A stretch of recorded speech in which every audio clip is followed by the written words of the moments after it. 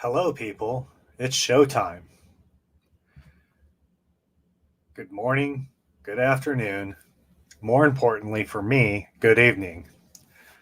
I want to read the book of Numbers today, and then tomorrow, finish up a big section of the Bible with Deuteronomy. This will be the entire book of Moses, and that's a big accomplishment right there. So, what I've been trying to do is just read the Bible. And this is a public display to encourage others to read the Bible as well. I'm doing this because in my own personal life, I know throughout my life, I perceived that I knew something. I read the Bible. I know the Bible. Then when I go back and I read it again, I realize, boom, I don't know it as well as I think I do. Things are different than what I perceived. And, it's just something that we should do every day. Get in there, read some stuff, and have fun with it. This is a great man. I'm only saying great man because I think it's St. Augustine said, when you pray, you're talking to God. And when you read the Bible, God is talking to you. So let God talk to you and see what he actually has to say.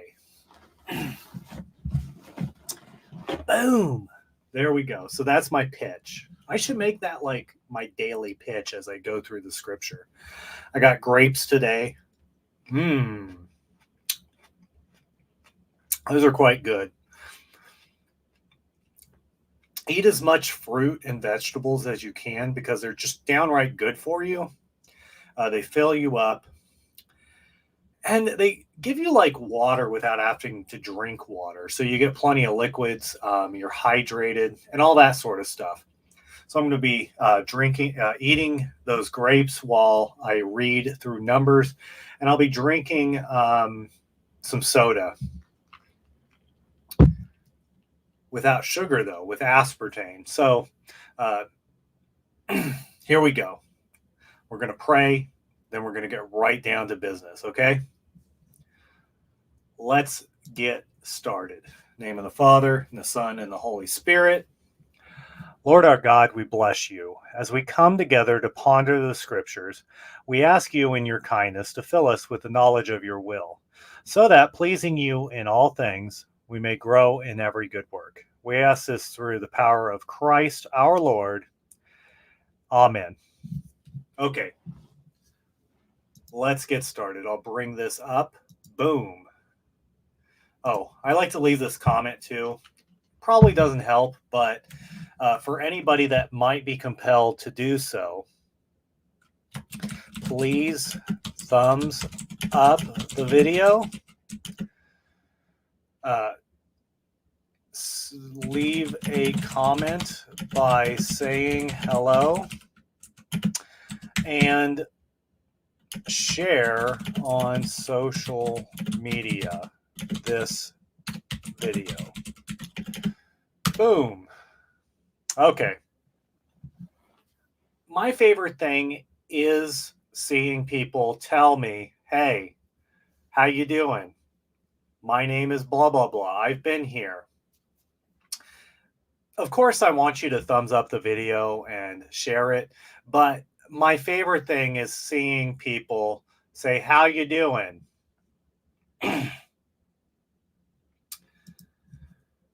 Anyways, here we go. Let me take a drink. Let me set my mind right for a second. So we're starting about 5 minutes into the video, which is about right. That's about how it's been every time. It is so hot outside. It has been 100 plus for like the last 2 weeks. And I just came from Montana. I was out there doing some work. And it was like 70 there. So to come back and have it just be 100 plus, just hitting you in the face every day. It's brutal.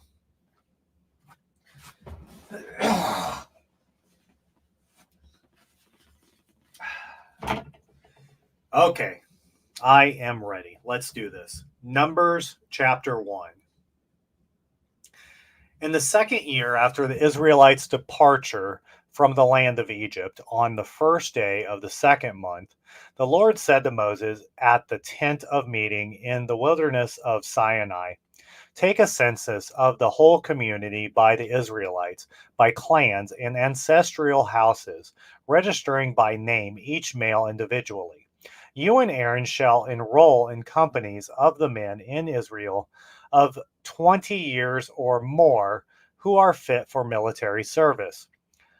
With you there shall be a man from each tribe, each of the head of the ancestral house. These are the names of those who are to assist you." Excuse me.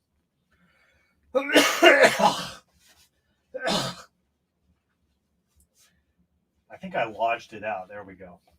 I know it's disgusting. I'm sorry. I'm very sorry.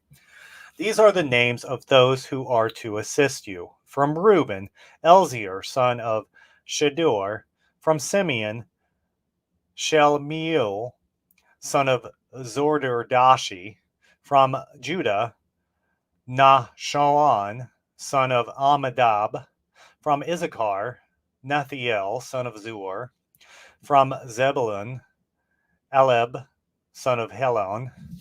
For the descendants of Joseph, from Ephraim, Elshama, son of Amalud. And from Mashah, Gamiel, son of Pedazur. From Benjamin, Abidan, son of Gideoni. From Dan, Ezir, son of Amshaddai. From Asher, Pagiel, son of Ochran. From Gad, Elsapha, son of Reuel. From Naphtali, Ahriah, son of Enon. These are the elect of the community, leaders of their ancestral tribes, heads of the clans of Israel. So Moses and Aaron took these men who had been designated by name and assembled the whole community of the first day of the second month. Every man of 20 years or more then registered individually his name and lineage according to clan and ancestral house, as the Lord had commanded Moses. So he enrolled them in the wilderness of Sinai. Count of the 12 tribes. Of the descendants of Reuben, the firstborn of Israel, registered individually by name and lineage according to their clans and ancestral houses, every male of 20 years or more, everyone fit for military service. Those enrolled from the tribe of Reuben were 46,500. Of the descendants of Simeon, registered individually by name and lineage according to their clans and ancestral houses, every male of 20 years or more, everyone fit for military service, those enrolled from the tribe of Simeon were 59,300. Of the descendants of Gad, registered by name and lineage according to their clans and ancestral houses, every male of 20 years or more, everyone fit for military service, those enrolled from the tribe of Gad were 45,650. Of the descendants of Judah, registered by name and lineage according to their clans and ancestral houses, every male of 20 years or more, everyone fit for military service, those enrolled from the tribe of Judah were 74,600. Of the descendants of Issachar, registered by name and lineage according to their clans and ancestral houses, every male of 20 years or more, everyone fit for military service, those enrolled from the tribe of Issachar were 54,400. Of the descendants of Zebulun, registered by name and lineage according to their clans and ancestral houses, every male of 20 years or more, everyone fit for military service, those enrolled from the tribe of Zebulun were 57,400. Of the descendants of Joseph, of the descendants of Ephraim, registered by name and lineage according to their clans and ancestral houses, every male of 20 years or more, everyone fit for military service, those enrolled from the tribe of Ephraim were 40,500. Of the descendants of Manasseh, registered by name and lineage according to their clans and ancestral houses, every male of 20 years or more, everyone fit for military service, those enrolled from the tribe of Manasseh were 32,200. Of the descendants of Benjamin, registered by name and lineage according to their clans and ancestral houses, every male of 20 years or more, everyone fit for military service, those enrolled from the tribe of Benjamin were 35,400. Of the descendants of Dan, registered by name and lineage according to their clans and ancestral houses, every male of 20 years or more, everyone fit for military service. Those enrolled from the tribe of Dan were 62,700. Of the descendants of Asher, registered by name and lineage according to their clans and ancestral houses, every male of 20 years or more, everyone fit for military service. Those enrolled from the tribe of Asher were 41,500. Of the descendants of Naphtali, registered by name and lineage according to their clans and ancestral houses, every male of 20 years or more, everyone fit for military service. Those enrolled from the tribe of Naphtali were 53,400. It was these who were enrolled, each according to their ancestral house, by Moses and Aaron and the 12 leaders of Israel. The total enrollment of the Israelis of 20 years or more, according to their ancestral houses, everyone fit for military service in Israel, the total enrollment was 603,550.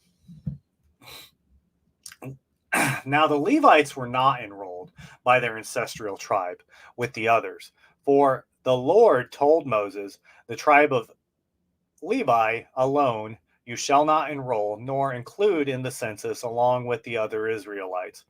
You are to give the Levites charge of the tabernacle of the covenant with all its equipment and all that belongs to it. It is they who shall carry the tabernacle with all its equipment, and who shall be its ministers, and they shall camp all around the tabernacle. When the tabernacle is to move on, the Levites shall take down when the tabernacle is to be pitched. It is the Levites who shall set it up. Any unauthorized person who comes near it shall be put to death. The Israelites shall camp according to their companies, each in their own divisional camps. But the Levites shall camp around the tabernacle of the covenant to ensure that God's wrath will not fall upon the Israelite community. The Levites shall keep guard over the tabernacle of the covenant. The Israelites complied. They did just as the Lord had commanded Moses.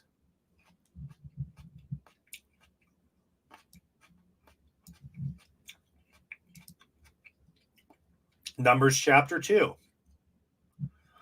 The Lord said to Moses and Aaron, the Israelites shall camp each in their own divisions under the ensigns of their ancestral houses. They shall camp at some distance all around the tent of meeting. Encamped on the east side toward the sunrise shall be the divisional camp of Judah, arranged in companies. The leader of the Judahites and Nahshon, son of Amminadab. The enrollment of his company is 74,600. Encamped beside it is the tribe of Issachar. The leader of the Issacharites is Nathaniel, son of Zur. And the enrollment of his company is 54,400. Also, the tribe of Zebulun, the leader of the Zebulunites, is Elib, son of Helon. The enrollment of his company is 57,400.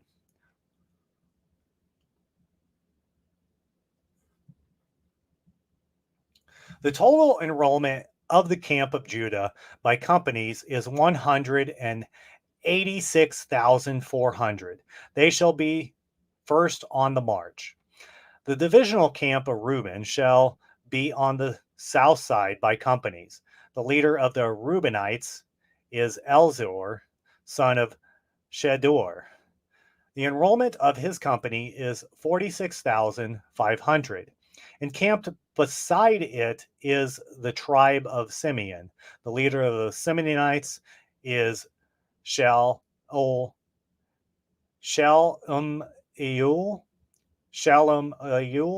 son of Zor-ish Adai, Zorish Adai. I guess that sounds about right. The enrollment of his company is 59,300. Next is the tribe of Gad. The leader of the Gadites, El Elizaph, son of Rule. The enrollment of his company is 45,650. The total enrollment of the camp of Reuben by companies is 151,450. They shall be second on the march. The tent of meeting and the camp of the Levites shall set out in the midst of the divisions. As they camp, so also they will march, each in place by their divisions. The divisional camp of Ephraim shall be on the west side by companies. The leader of the Ephraimites and Elshama, son of Amhud. The enrollment of his company is 40,500. Beside it shall be the tribe of Manasseh. The leader of the Manassanites is Gamiel, son of Pedazor. The enrollment of his company is 32,200. Also, the tribe of Benjamin, the leader of the Benjaminites is Abidan, the son of Gideoni. The enrollment of his company is 35,400.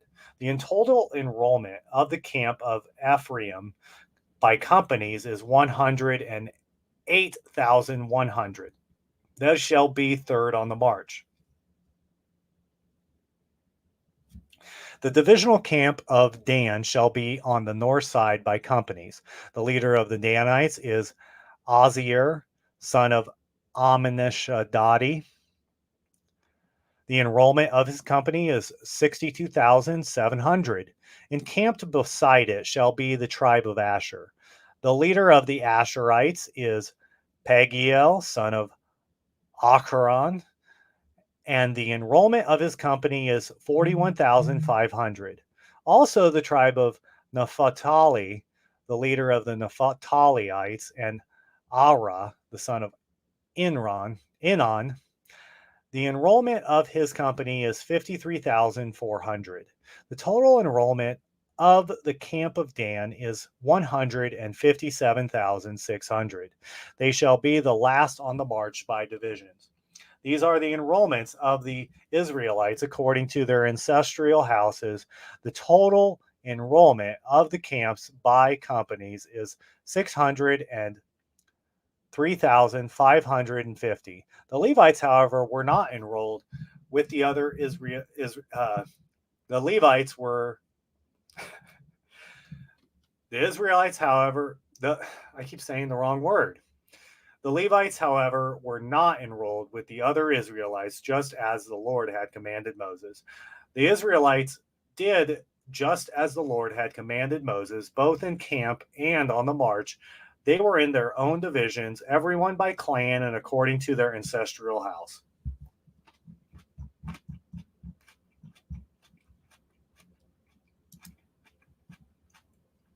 Numbers chapter 3.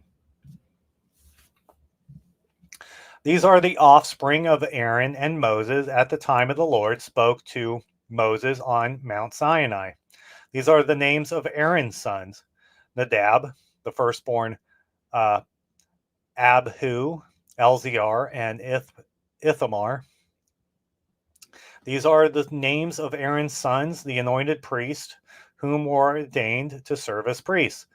But Nadab and Abihu died in the presence of the Lord when they offered unauthorized fire before the Lord in the wilderness of Sinai, and they left no sons. So only Eleazar and Ithamar served as priests during the lifetime of their father Aaron. Now the Lord said to Moses, "Summon the tribe of Levi and station them before Aaron the priest to serve him. They shall discharge his obligations and those of the whole community before the tent of meeting by maintaining the tabernacle. They shall have responsibility for all the furnishings of the tent of meeting and discharge the obligations of the Israelites by maintaining the tabernacle. You shall assign the Levites to Aaron and his sons. They have been assigned unconditionally to him from among the Israelites. But you will appoint only Aaron and his descendants to exercise the priesthood. Any unauthorized person who comes near shall be put to death." The Lord said to Moses, "I hereby take the Levites from the Israelites, in place of every firstborn that opens the womb among the Israelites. The Levites, therefore, are mine. Because every firstborn is mine, when I struck down all the firstborn in the land of Egypt, I consecrated to me every firstborn in Israel, human being and beast alike. They belong to me. I am the Lord." The Lord said to Moses in the wilderness of Sinai, "Enroll the Levites by their ancestral houses and clans, enrolling every male of a month or more." Moses therefore enrolled them at the direction of the Lord, just as the Lord had charged. These were the sons of Levi by name: Gershon, Kohath, Merari. These are the names of the sons of Gershon by the clans: Libani and Shimi. The sons of Kohath by their clans were Amram, Izhar, Hebron, and Uziel. The sons of Merari by their clans were Mahali and Mushi. These were the clans of the Levites by their ancestral houses. To Gershon belonged the clan of the Lebanites and the clan of the Shimeites. These were the clans of the Gershonites. Their enrollment, registering every male of a month or more, was 7,500. The clans of the Gershonites camped behind the tabernacle to the west. Their leader of the ancestral house of the Gershonites was Elisaph, son of Lael.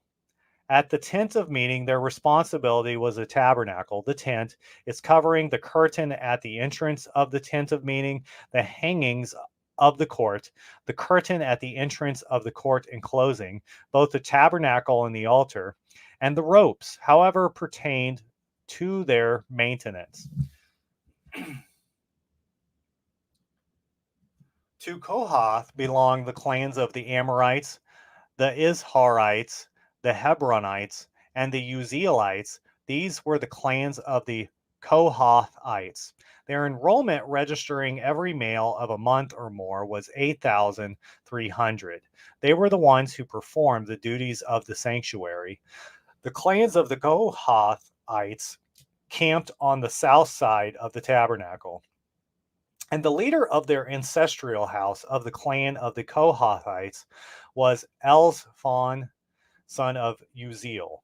Their responsibility was the ark, the table, the menorah, the altars, the utensils of the sanctuary with which the priests minister, the veil, and everything pertaining to their maintenance. The chief of the leaders of the Levites, however, was Eleazar, son of Aaron, the priest, and he was in charge of those who performed the duties of the sanctuary. To Merari belonged the clans of the Mahalites, the Mushites. These were the clans of Merari. Their enrollment, registering every male of a month or more, was 6,200. The leader of the ancestral house of the clans of Merari was Zuriel, son of Abhalel. They camped at the north side of the tabernacle. The Merariites were assigned responsibility for the boards of the tabernacle, its bars, columns, pedestals, and all its fittings, and everything pertaining to their maintenance, as well as the columns of the surrounding court with their pedestals, pegs, and ropes. East of the tabernacle, that is, in front of the tent of meeting, toward the sunrise, were camped Moses and Aaron, and the latter sons performing the duties of the sanctuary incumbent upon the Israelites. Any unauthorized person who came near was put to death. The total enrollment of the Levites, whom Moses and Aaron enrolled at the direction of the Lord by clans, every male a month or more, was 22,000. The Lord then said to Moses, enroll every firstborn male of the Israelites a month old or more, and count the number of their names. Then take the Levites for me, I am the Lord, in place of all the firstborn of the Israelites, as well as the Levites' cattle, in place of all the firstborn among the cattle of the Israelites. So Moses enrolled all the firstborn of the Israelites as the Lord had commanded him. All the firstborn males registered by name of a month or more numbered 22,273. The Lord said to Moses,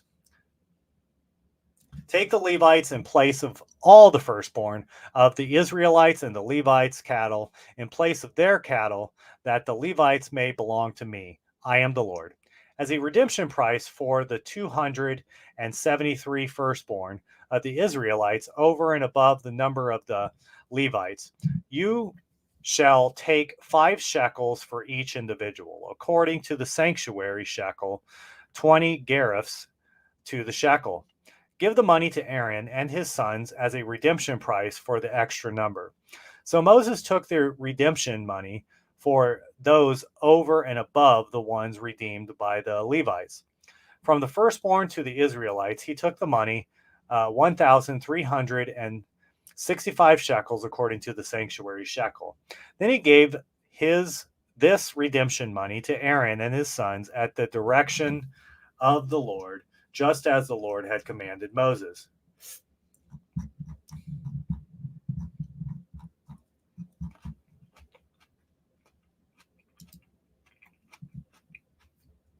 Numbers chapter 4. The Lord said to Moses and Aaron, take a census among the Levites of the Kohathites by clans and ancestral houses, all between 30 and 50 years of age, who will join the personal for doing tasks in the tent of meeting. This is the task of the Kohathites in the tent of meeting, the most sacred objects. In breaking camp, Aaron and his son shall go in and take down the screening curtain and cover the ark of the covenant with it. Over these they shall put a cover of yellow-orange skin, and on top of this spread an all-violet cloth and put the poles in place. On the table of the presence they shall spread a violet cloth and put it the plates and cups, as well as the bowls and pitchers for libatations. The established bread offering shall remain on the table. Over these they shall spread a scarlet cloth and cover it with a covering of yellow-orange skin and put the poles in place.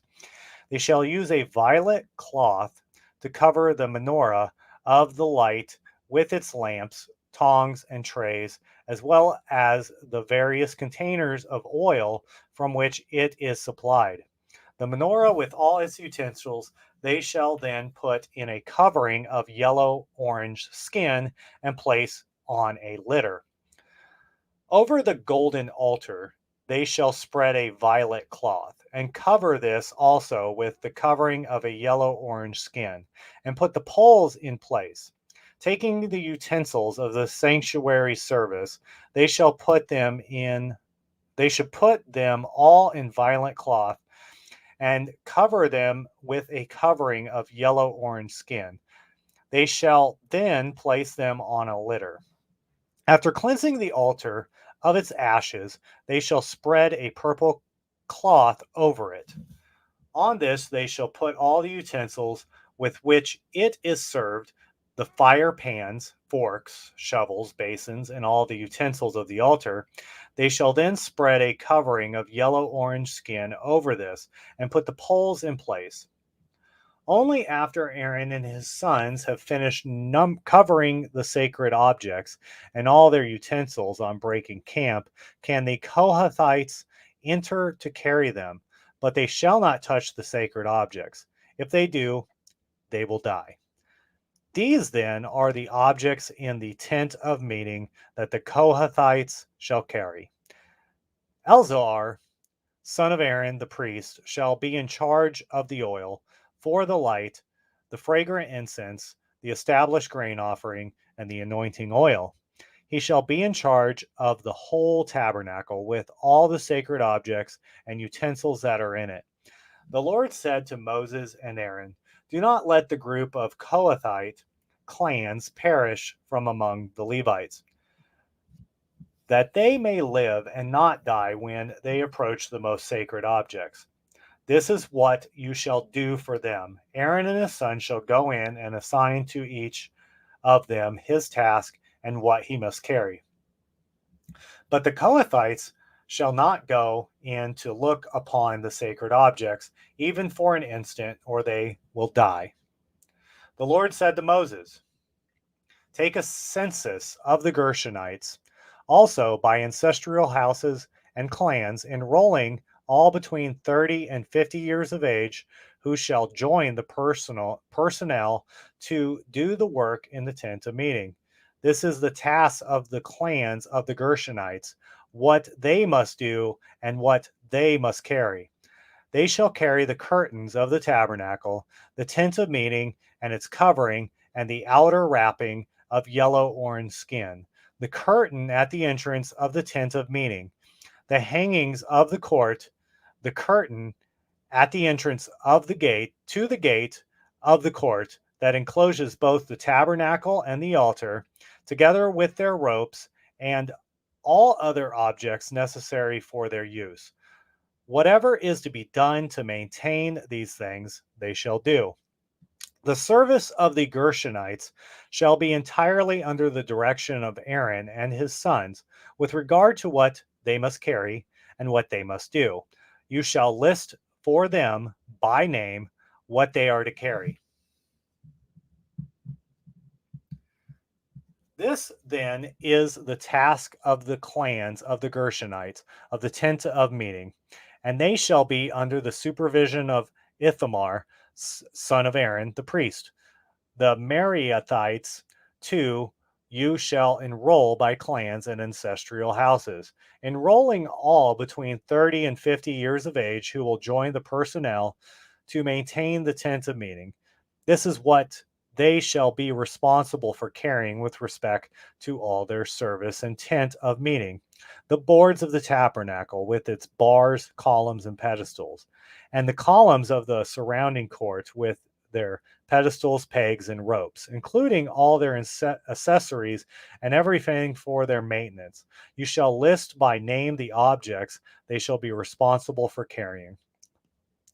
This then is the task of the clans of the Merarites with respect to their service in the tent of meeting under the supervision of Ithamar, son of Aaron the priest. So Moses and Aaron, the leaders of the community, enrolled the Kohathites by clan and ancestral houses, all between 30 and 50 years of age, who will join the personnel to work in the tent of meeting. Their enrollment by clans was 2,750. Such was the enrollment of the clans of the Kohathites, everyone who was to service in the tents of meeting, whom Moses enrolled together with Aaron, as the Lord directed through Moses. As for the enrollment of the Gershonites by clans and ancestral houses, all between 30 and 50 years of age, who will join the personnel to work in the tent of meeting. Their enrollment by clans and ancestral houses was 2,630. Such was the enrollment of the clans of the Gershonites, everyone who was to serve in the tent of meeting, whom Moses enrolled together with Aaron as the Lord directed. As for the enrollment of the clans of the Marianites, by clans and ancestral houses, all from 30 up to 50 years of age, who will join the personnel to work in the tents of meeting. Their enrollment by clans was 3,200. Such was the enrollment of the clans of the Marianites, whom Moses enrolled together with Aaron, as the Lord had directed through Moses. As for the total enrollment of the Levites, which Moses and Aaron and the Israelite leaders had made by clans and ancestral houses, between 30 and 50 years of age, who were to undertake tasks of service or transport for the tents of meeting, their total enrollment was 8,580. As the Lord directed through Moses, they gave each of their assignments for service and transport, just as the Lord had commanded Moses.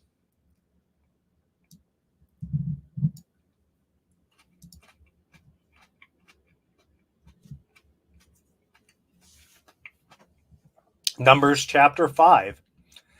The Lord said to Moses, "Order the Israelites to expel from camp everyone with scaly infection, and everyone suffering from a discharge, and everyone who has become unclean by contact with a corpse. Male and female alike, you shall expel them. You shall expel them from the camp, so that you do not defile their camp, where I dwell in their midst."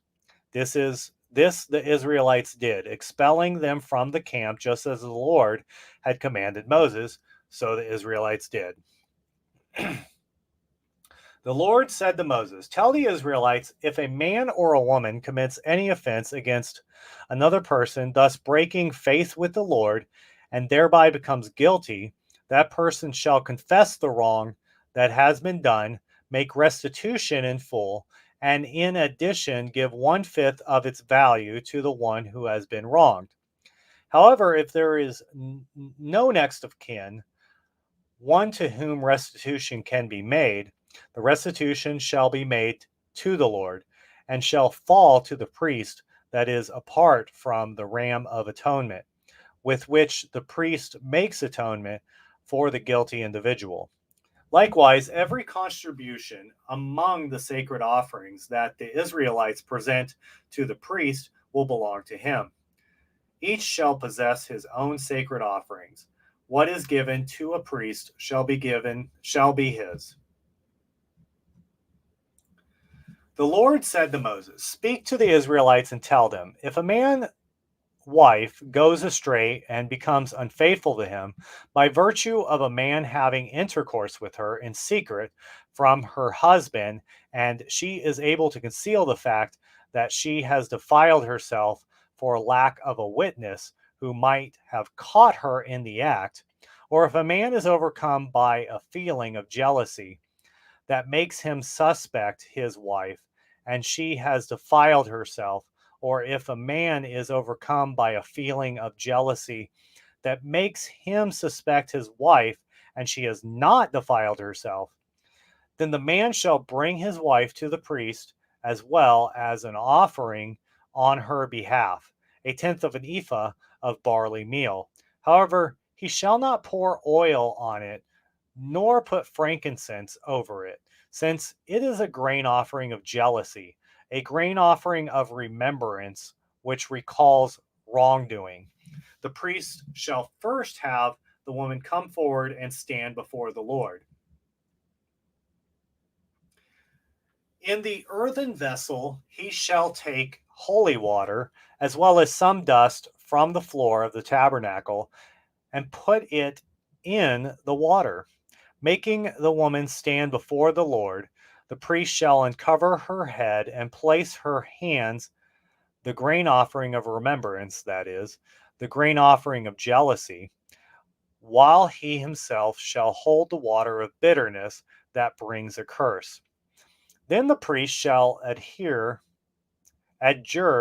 the woman, saying to her, if no other man has had intercourse with you, and you have not gone astray by defiling yourself while under the authority of your husband, be immune to this water of bitterness that brings a curse. But if you have gone astray while under the authority of your husband, and if you have defiled yourself, and a man other than your husband has had intercourse with you, so shall the priest adjure the woman with this impurication. May the Lord make you a curse and malediction among your people by causing your uterus to fall and your belly to swell. May this water then bring a curse into your bowels to make your belly swell and your uterus fall. And the woman shall say, Amen, Amen. The priest shall put these curses in writing and shall then wash them off into the water of bitterness. And he will have the woman drink the water of bitterness that brings a curse, so that the water that brings a curse may enter into her to her bitter hurt. But the first the but first the priest shall take the grain offering of jealousy from the woman's hand, and having elevated the grain offering before the Lord, shall bring it to the altar, where he shall take a handful of the grain offering as a token offering and burn it on the altar. Only then shall he have the woman drink the water. Once he once he has had her drink the water, if she has defiled herself and been unfaithful to her husband, the water that brings a curse will enter her to her bitter hurt, and her belly will swell and her uterus will fall, so that she will become a curse among her people. If, however, the woman was not defiled herself, but is still pure, she will be immune and will still be fertile. This, then, is the ritual for jealousy. When a woman goes astray while under the authority of her husband and defiles herself, or when such a feeling of jealousy comes over a man that he becomes suspicious of his wife, he shall have her stand before the Lord, and the priest shall perform this entire ritual for her. The man shall be free from punishment, but the woman shall bear her punishment.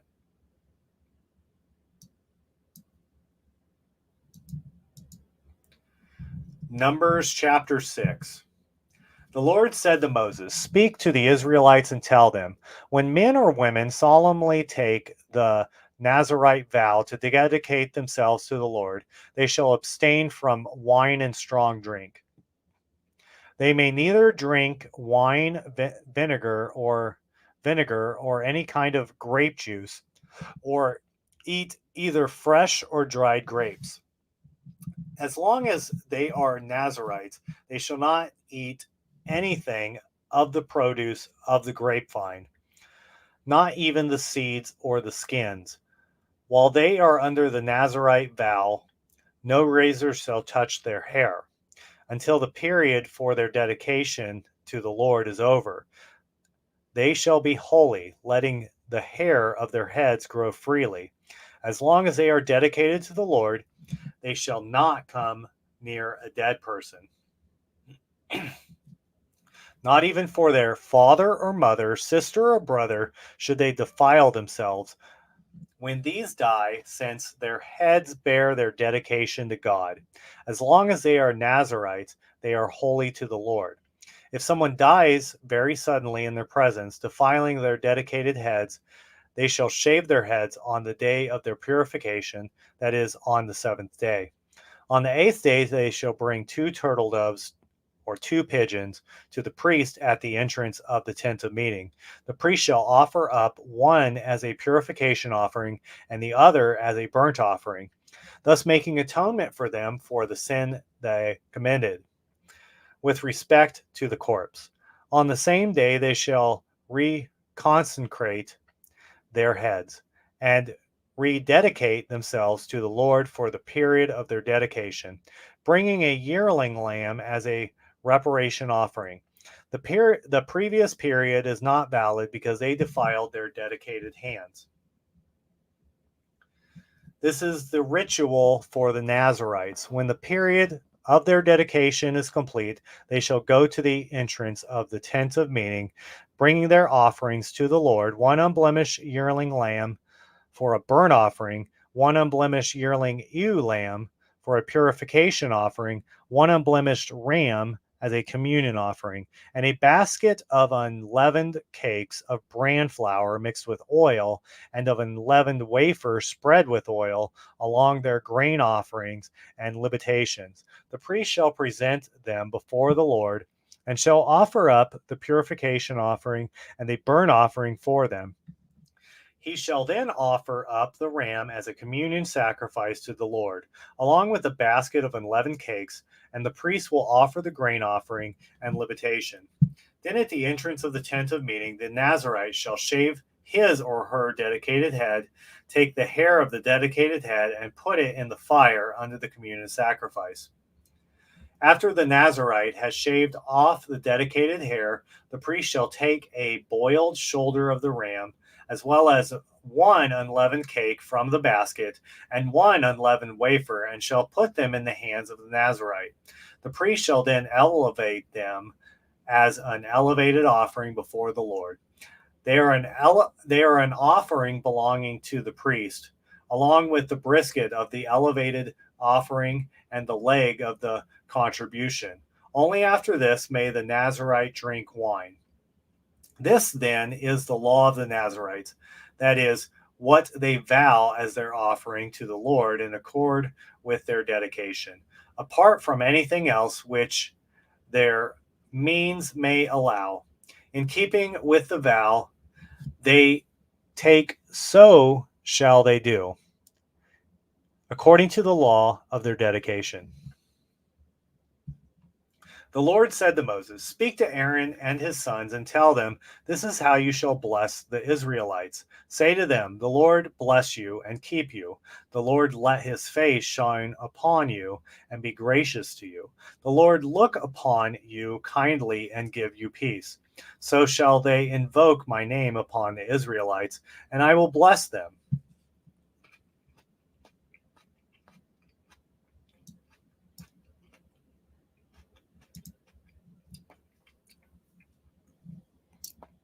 Numbers chapter 7. Now, when Moses had completed the erection of the tabernacle, he anointed and consecrated it with all its equipment, as well as the altar with all its equipment. After he anointed and consecrated them, an offering was made by the tribal leaders of Israel, who were heads of the ancestral houses, the same leaders of the tribes who supervised those enrolled. The offering they brought before the Lord consisted of 6 wagons for baggage and 12 oxen, that is, a wagon for every 2 tribal leaders and an ox for each. These were presented before the tabernacle. The Lord then said to Moses, "Accept their offering, that these things may be put to use to maintain the tent of meeting. Assign them to the Levites, to each according to his duties." So Moses accepted the wagons and oxen and assigned them to the Levites. He gave 2 wagons and 4 oxen to the Gershonites according to their duties, and 4 wagons and 8 oxen to the Merarites according to their duties, under the supervision of Ithamar, son of Aaron, the priest. He gave none to the Kohathites because they were responsible for maintenance of the sacred items that had to be carried on their shoulders. For the dedication of the altar also, the tribal leaders brought offerings when it was anointed, and the leaders presented their offering before the Lord. But the Lord said to Moses, "Let one leader each day present his offering for the dedication of the altar." The one who presented his offering on the first day was Nahashon, son of Amminadab, of the tribe of Judah. His offering consisted of 1 silver plate weighing 130 shekels, and 1 silver basin weighing 70 shekels, according to the sanctuary shekel, both filled with bran flour mixed with oil for a grain offering. 1 gold cup of 10 shekels, weight filled with incense. one bull from the herd, one ram, and one yearling lamb for a burnt offering, one goat for a purification offering, and two bulls, 5 rams, 5 he goats, and 5 yearling lambs for a communion sacrifice. This was the offering of Nahashon, son of Amminadab. On the second day, Nathaniel, son of Zur, tribal leader of Issachar, made his offering. He presented as his offering one silver plate weighing 130 shekels, one silver basin weighing 70 shekels, according to the sanctuary shekel, both filled with bran flour mixed with oil for a grain offering. One gold cup of 10 shekels weight filled with incense, one bull from the herd, one ram, and one yearling lamb for a burnt offering, one goat for a purification offering, and two bulls, 5 rams, 5 he goats, and 5 yearling lambs for a communion sacrifice. This was the offering of Nathaniel, son of Zur. On the third day, it was the turn of the tribal leader of the Zebulunites, Eliab, son of Hebulon. His offering consisted of one silver plate weighing 130 shekels and one silver basin weighing 70 shekels, according to the sanctuary shekel, both filled with bran flour mixed with oil for a grain offering. One gold cup of 10 shekels, weight filled with incense, one bull from the herd, one ram, and one yearling lamb for a burnt offering, one goat for a purification offering, and two bulls, 5 rams, 5 he goats, and 5 yearling lambs for a communion sacrifice. This was the offering of Eliab, son of Helon. On the fourth day, it was the turn for the tribal leader of the Reubenites, Elazar, son of Shedeur. His offering consisted of one silver plate weighing 130 shekels and one silver basin weighing 70 shekels, according to the sanctuary shekel, both filled with bran flour mixed with oil for a grain offering. One gold cup of 10 shekels, weight filled with incense. One cup from the herd, one ram, and one yearling lamb of a burnt offering. One goat for a purification offering. Two bulls, 5 rams, 5 he goats, and 5 yearling lambs for a communion sacrifice. This was the offering of Elzor, son of Shedeur. On the fifth day, it was turn of the tribal leader of the Simeonites, Shemaliel, and son of Zorishadai. His offering consisted of one silver plate weighing 130 shekels and one silver basin weighing 70 shekels, according to the sanctuary shekel, both filled with bran flour mixed with oil for a grain offering. One gold cup of 10 shekels weight filled with incense. One bull from the herd, one ram, and one yearling lamb for a burnt offering. One goat for a purification offering, and two bulls, 5 rams, 5 he goats, and 5 yearling lambs for a communion sacrifice. This was the offering of Shemaliel, Shemuel, son of Zorishadai. On the sixth day, it was the turn of the tribal leader of the Gadites, Eliasaph, Eliasaph, son of Rael. His offering consisted of one silver plate weighing 130 shekels and one silver basin weighing 70 shekels, according to the sanctuary shekel, both filled with bran flour with oil for a grain offering. One gold cup of 10 shekels, weight filled with incense. One bull from the herd, one ram, and one yearling lamb for a burnt offering. One goat for a purification offering, and two bulls, 5 rams, 5 he goats, and 5 yearling lambs for a communion sacrifice. This is the offering of Eliasaph, son of Reuel. On the seventh day, it was the turn of the tribal leaders of the Ephraimites, Elshama and Almahad. His offering consisted of one plate weighing 130 shekels and one silver basin weighing 70 shekels, according to the sanctuary shekel, both filled with bran flour mixed with oil for a grain offering. One gold cup of 10 shekels, weight filled with incense. One bull from the herd, one ram, and one yearling lamb of a burnt offering. One goat for a purification offering, and two bulls, 5 rams, 5 he goats, and 5 yearling lambs for a communion sacrifice. This was the offering of Elishama, son of Amihud. On the 8th day, it was a turn of the tribal leader of the Massonites, Gamaliel, son of Pedazur. His offering consisted of one plate weighing 130 shekels and one silver basin weighing 70 shekels, according to the sanctuary shekel, both filled with bran flour mixed with oil, with a grain offering. One gold cup of 10 shekels weight filled with incense, one bull from the herd, one ram, and one yearling lamb for a burnt offering, one goat for a purification offering, and 2 bulls, 5 rams, 5 he-goats, and 5 yearling lambs for a communion sacrifice. This is the offering of Gamaliel, son of Pedazur. On the 9th day, it was the turn of the tribal leader of the Benjaminites, Abidan, and son of Gedoni. His offering consisted of one silver plate weighing 130 shekels and one silver basin weighing 70 shekels, according to the sanctuary shekel, both filled with bran flour mixed with oil for a grain offering, one gold cup of 10 shekels, weight filled with incense, one bull from the herd, one ram, and one yearling lamb for a burnt offering, one goat for a purification offering, and 2 bulls, 5 rams, 5 he-goats, and 5 yearling lambs for a communion sacrifice. This is the offering of Abidan, son of Gedoni. On the 10th day, in the turn of the tribal leader of the Danites, Azier, son of Aminashadadi.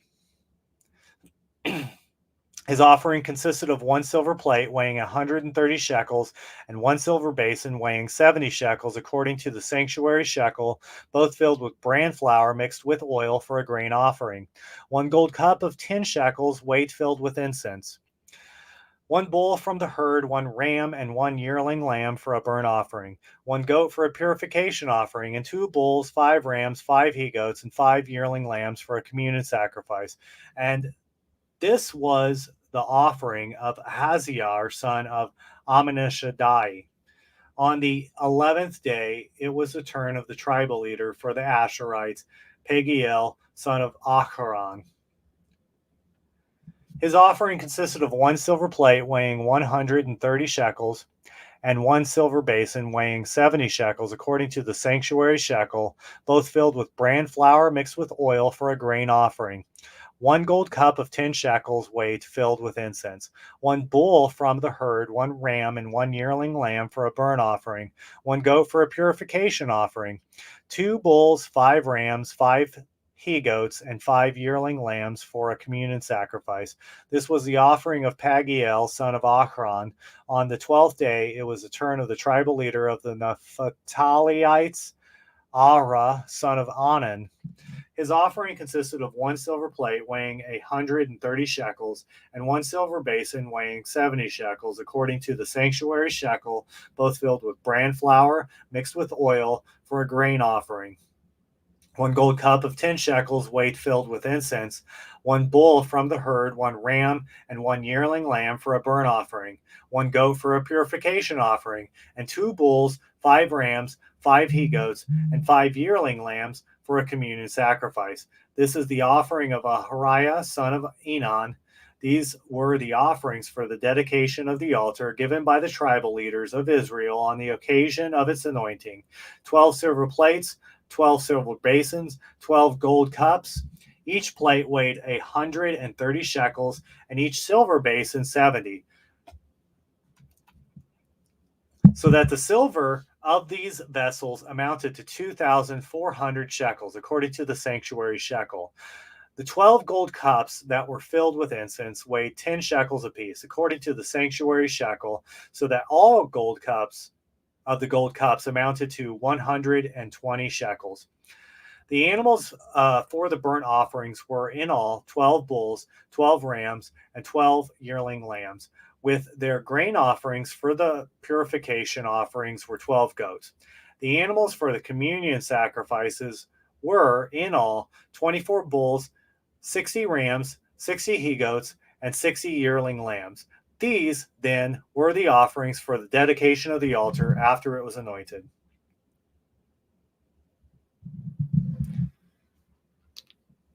Spam. They won the Powerball and want to give me $1 million. Should I click the link?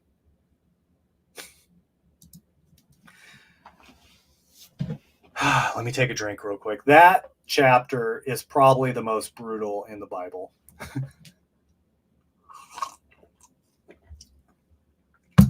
Okay.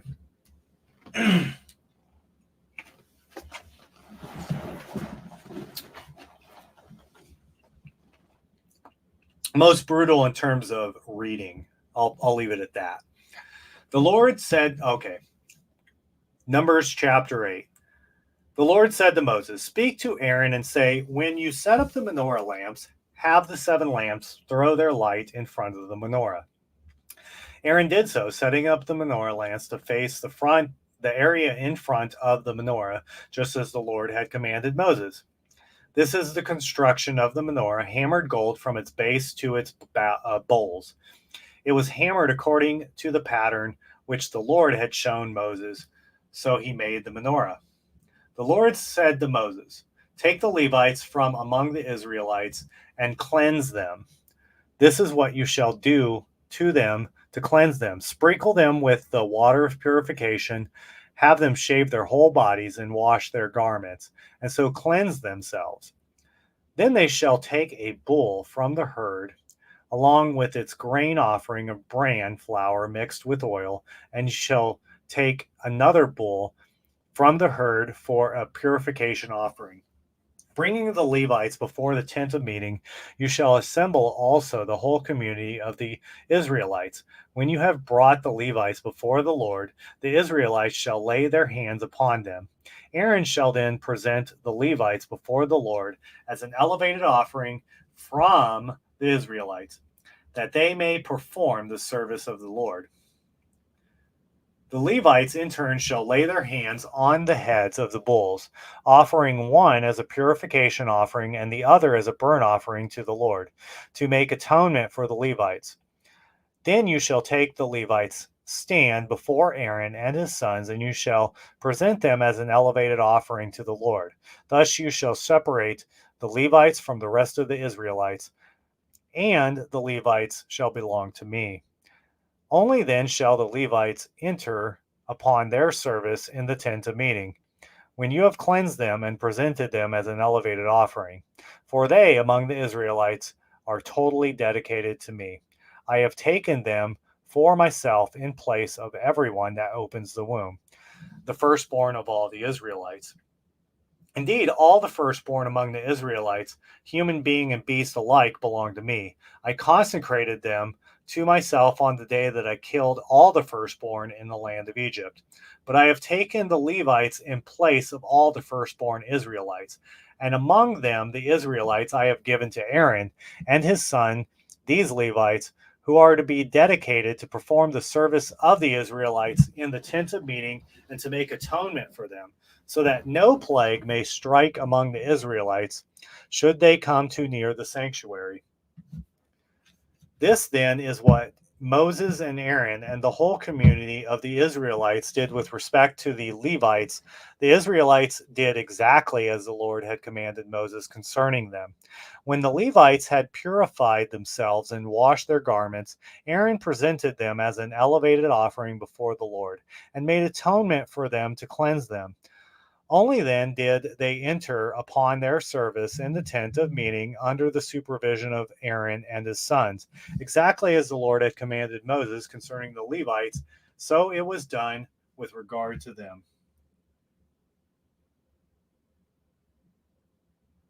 Someone keeps calling me. I don't have their number saved.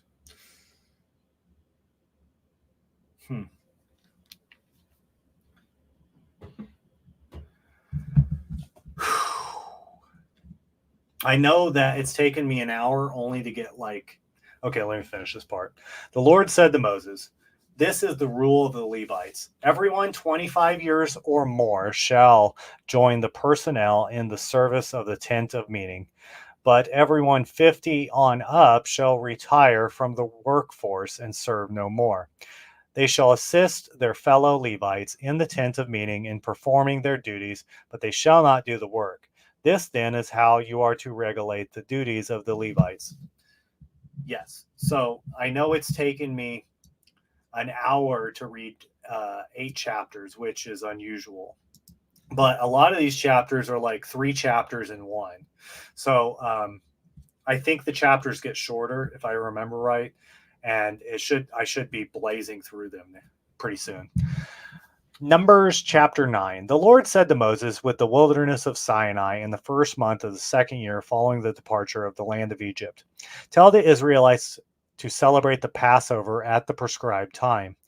In the evening twilight of the 14th day of this month, you shall celebrate it at its prescribed time in accordance with all its statutes and regulations.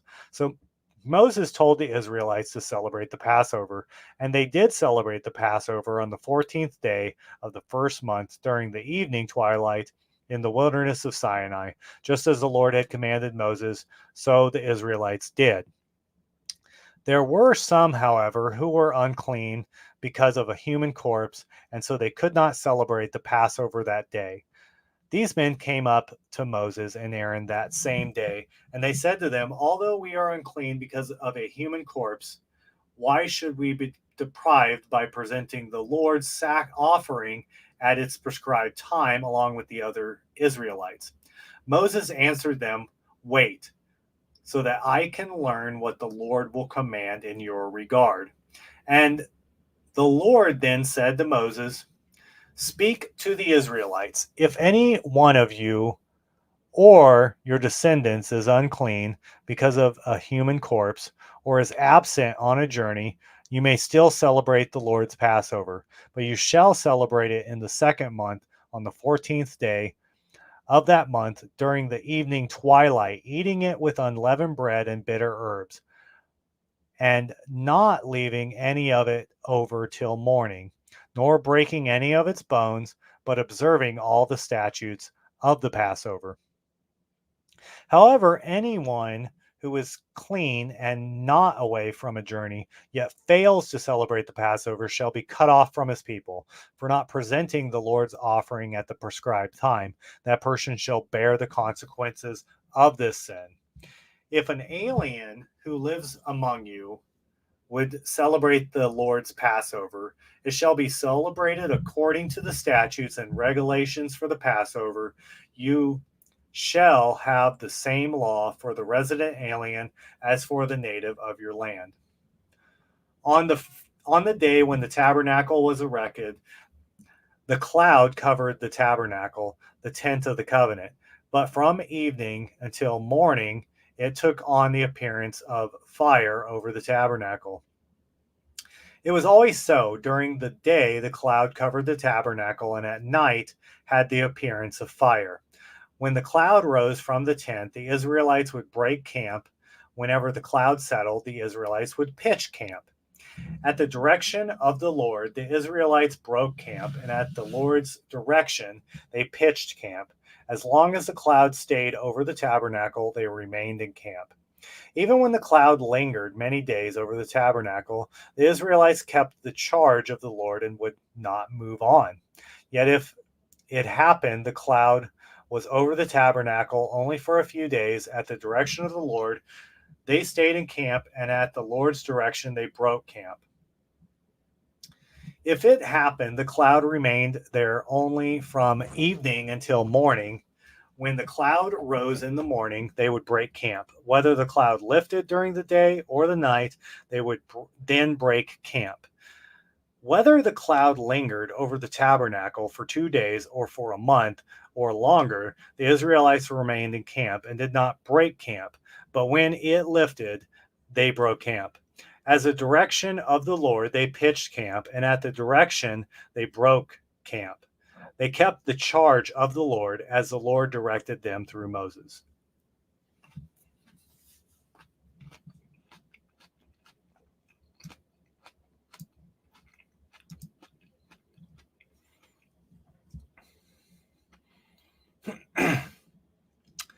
Numbers chapter 10. The Lord said to Moses, make 2 trumpets of silver. making them hammered silver for you to use in summoning the community and in breaking camp. When both are blown, the whole community shall gather around you at the entrance of the tent of meeting. But when one of them is blown, only the tribal leaders, the heads of the clans of Israel, shall gather around you. When you sound the signal, those encamped on the east side shall break camp. When you sound a second signal, those encamped on the south side shall break camp. When you sound a third signal, those encamped on the west side shall break camp. When you sound a fourth signal, those encamped on the north side shall break camp. Thus shall the signal be sounded for them to break camp. But in calling forth an assembly, you are to blow a blast without sounding the signal.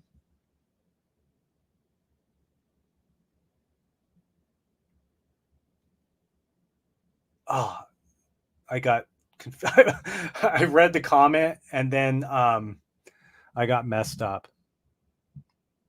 Okay, here we are. The sons of Aaron, the priests, shall blow the trumpets. This is prescribed forever for you and your descendants. When in your own land you go to war against an enemy that is attacking you, you shall sound the alarm on the trumpets, and you shall be remembered before the Lord your God and be saved from your foes. And when you rejoice on your festivals and your new moon feasts, you shall blow the trumpets over your burnt offerings and your communion sacrifices. So this serves as a reminder of you before your God. I, the Lord, am your God. Oh, the King James Version. In the second year, on the 12th day of the second month, the cloud rose from the tabernacle of the covenant, and the Israelites moved on from the wilderness of Sinai by stages until the cloud came to rest in the wilderness of Paran. The first time they broke camp at the direction of the Lord through Moses, the divisional camp of the Judahites, arranged in companies, was the first to set out. Over its whole company was Nahshon on Amminadab, with Nethael, son of Zor, over the company of the tribes of Issacharites, and Eliab, son of Helon, over the company of the tribe of Zebulunites. Then, after the tabernacle was dismantled, the Gershonites and the Marianites, who carried the tabernacle, set out. The divisional camp of the Reubenites, arranged in companies, was next to set out. Over its whole company was Elzor, son of Shedeur, with Sheshmiel, son of Zadorshadai, over the company of the tribe of Simeonites, and Elsioth, son of Reuel, over the company of the tribe of Gadites. The Kohathites, who carried the sacred objects, then set out. Before their arrival, the tabernacle would be erected. The divisional camp of the Ephraimites set out next, arranged in companies, over its whole company of Elshama, son of Amilad, with Gamiel, son of Pedazor, over the company of the tribe of Manassetites, the Abidan, son of Gideoni, over the company of the tribe of Benjaminites. Finally, as rear guard for all the divisional camp of the Danites set out, arranged it in companies. Over the whole company was Azier, son of Amminadashi, Amishadai. There we go. With Pagiel, son of Achron, over the company of the tribe of Asherites, and Aharah, son of Enon, over the company of the tribe of Naphtaliites. This was the order of march for the Israelites, company by company, when they set out. Moses said to Hobab, son of Reuel, Midianites, Moses' father-in-law, we are setting out for the place concerning which the Lord has said, I will give it to you. Come with us, and we will be generous toward you, for the Lord has promised prosperity to Israel. But he answered, No, I will not come. I am going instead to the land of my birth. Moses said, "Please do not leave us. You know where we can camp in the wilderness, and you can serve as our guide. If you come with us, we shall share with you the prosperity the Lord will bestow on us." From the mountain of the Lord they made a journey of 3 days, and the ark of the covenant of the Lord went before them for the 3 day journey to seek out a resting place for them. The cloud of the Lord was over them day by day when they set out from the camp. When the ark set out, Moses would say, "Arise, O Lord, may your enemies be scattered, and may those who hate you flee before you." And when it came to rest, he would say, "Bring back, O Lord, the myriads of Israel's troops."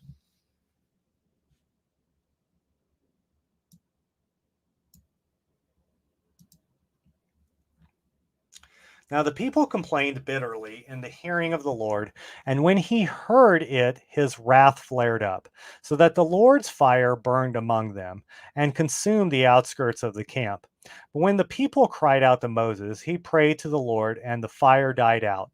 Hence the place was called Taberah, because there the fire of the Lord burned among them. The riffraff among them were so greedy for meat that even the Israelites lamented again. "If only we had meat for food. We remembered the fish we used to eat without cost in Egypt, and the cucumbers, the melons, the leeks, the onions, the garlic. But now we are famished. We have nothing to look forward to but this manna." Manna was like coriander seed and had the appearance of bdellium. When they had gone about and gathered it up, the people would grind it between millstones or pound it in a mortar, then cook it in a pot and make it into loaves with a rich, creamy taste. At night, when the dew fell upon the camp, the manna also fell. When Moses heard the people, family after family, crying at the entrance of their tents, so that the Lord became very angry, he was grieved. "Why do you treat your servant so badly?" Moses asked the Lord. "Why are you so displeased with me that you burden me with all this people? Was it I who conceived all this people? Or was it I who gave them birth, that you tell me to carry them at my breast, like a nurse carrying an infant, to the land you have promised under oath to their fathers? Where can I get meat to give to all this people? For they are crying to me, 'Give us meat for our food.' I cannot carry all this people by myself, for they are too heavy for me. If if this is the way to deal with me, then please do me the favor of killing me at once, so that I need no longer face my distress." Then the Lord said to Moses, "Assemble me for 70 of the elders of Israel, whom you know to be elders and authorities among the people, and bring them to the tent of meeting when they are in place beside you. I will come down and speak with you there. I will also take some of the Spirit that is on you and will confer it on them, that they may share the burden of the people with you. You will then not have to bear it by yourself. To the people, however, you shall say, 'Sanctify yourselves for tomorrow, when you shall have meat to eat.' For in hearing of the Lord you have cried, 'If only we had meat for food. Oh, how well off we were in Egypt. Therefore the Lord will give you meat to eat. And you will eat it, not for 1 day, or 2 days, or 5, or 10, or 20 days, but for a whole month, until it comes out of your very nostrils and becomes loathsome to you. For if you rejected the Lord who is in your midst, and in his presence you have cried, why did we ever leave Egypt?' But Moses said, 'The people around me include 600,000 soldiers. Yet you say, I will give them meat to eat for a whole month. Can enough sheep and cattle be slaughtered for them? If all the fish of the sea were caught for them, Would they have enough? The Lord answered Moses, Is this beyond the Lord's reach? You shall see now whether or not I have said to you takes place. So Moses went out and told the people what the Lord had said. Gathering 70 elders of the people, he had them stand around the tent. The Lord then came down in a cloud and spoke to him, adding some of the Spirit that was on Moses. He bestowed it in the 70 elders, and as the Spirit came to rest on them, they prophesied but did not continue. Now, two men, one named Eladad and the other Medad, had remained in the camp. Yet the Spirit came to rest on them also. They too had been on the list, but had not gone out to the tent. And so they prophesied in the camp. So when a young man ran and reported to Moses, Eldad and Medad are prophesying in the camp. Joshua, son of Nun, who from his youth had been Moses' aide, said, My Lord. Moses stopped them. But Moses answered him, Are you jealous for my sake? If only all the people of the Lord were prophets. If only the Lord would bestow his Spirit on them. Then Moses retired to the camp along with the elders of Israel. Those arose a wind from the Lord that drove in quail from the sea and left them all around the campsite, to a distance of a day's journey, and at a depth of 2 cubits upon the ground. So all that day, all night, and all the next day, the people set about to gather in quail. Even the one who got the least gathered 10 homers of them. Then they spread them out all around the camp. But while the meat was still between their teeth, before it could be chewed, the Lord's wrath flared up against the people, and the Lord struck them with a very great plague. So that place was called Kibroth Hittavah, because it was there that the greedy people were buried. From Kibroth Hittavah, the people set out for Hazeroth, where they stayed.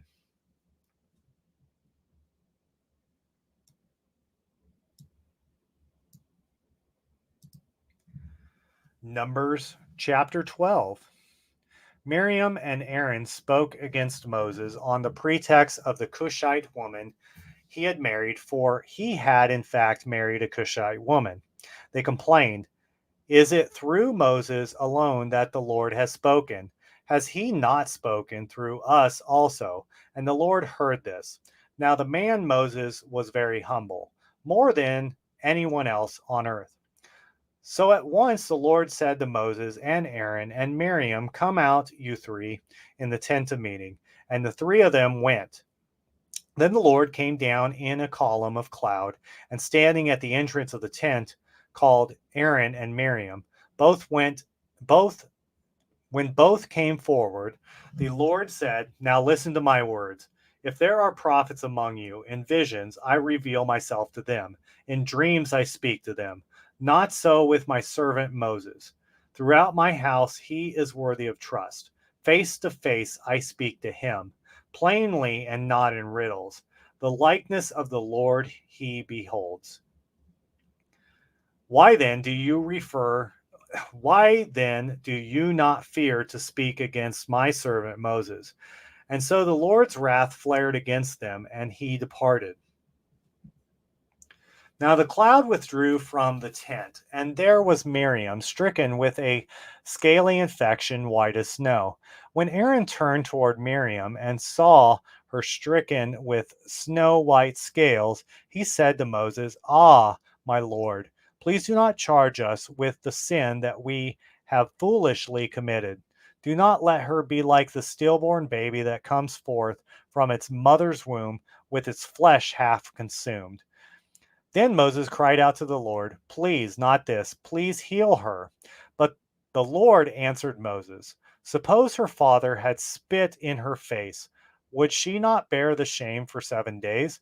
Let her be confined outside the camp for 7 days. Afterwards, she may be brought back. So Miriam was confined outside the camp for 7 days, and the people did not start out again until she was brought back.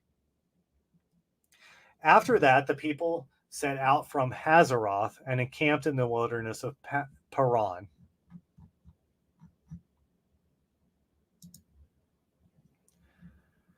The Lord said to Moses, "Send men to reconquer the land of Canaan, which I am giving the Israelites. You shall send one man from each ancestral tribe, every one a leader among them." So Moses sent them from the wilderness to Paran at the direction of the Lord. All of them were leaders among the Israelites. These were their names: from the tribe of Reuben, Shammah, son of Zachor; from the tribe of Simeon, Shaphat, son of Hori; from the tribe of Judah, Caleb, son of Jephthah; from the tribe of Issachar, Igal; from the Jephthhites; from the tribe of Ephraim, Hoisha, son of Nun; from the tribe of Benjamin, Palti, son of Raphu; from the tribe of Zebulun, Gadil, son of Saudi; from the Jephthhites; from the tribe of Manasseh, Gadi, son of Sushi; from the tribe of Dan, Amiel, son of Gamali; from the tribe of Asher, Sethur, son of Machiel; from the tribe of Naphtali, Nahabi, son of Voshsi; from the tribe of Gad, Gael, son of Machi; from the tribes of the men whom Moses sent to reconquer the land. But Hoisha, son of Nun, Moses called Joshua. In sending them to reconquer the land of Canaan, Moses said to them, "Go up there in Negeb, up into the highlands, and see what kind of land it is, and whether the people living there are strong or weak, few or many. Is the country in which they live good or bad? Are the towns in which they dwell open or fortified? Is the soil fertile or barren, wooded or clear? And do your best to get some of the fruit of the land." It was then the season for early grapes. So they went up and reconquered the land from the wilderness of Zin, as far as where Rehob adjoins Leba Hamath. Going up by way of the Negeb, they reached Hebron, where Haman, Shashi, and Talmai, descendants of Ankim, were. Now Hebron had been built 7 years before Zoan in Egypt. They had reached the Wadi Eshul, where they cut down a branch with a single clusters of grapes on it, which two of them carried on a pole, as well as some pomegranates and figs. As because of the cluster the Israelites cut there, that they called the place Wadi Eshul. They returned from reconquering the land 40 days later. Proceeding directly to Moses and Aaron, the whole community of the Israelites in the wilderness Paran at Kadesh, they had a report to them and the whole community, showing them the fruit of the land. They told Moses, "We came to the land to which you sent us. It indeed flow with milk and honey, and here is its fruit. However, the people who are living in the land are powerful, and the towns are fortified and very large. Besides, we saw descendants of Anakim there.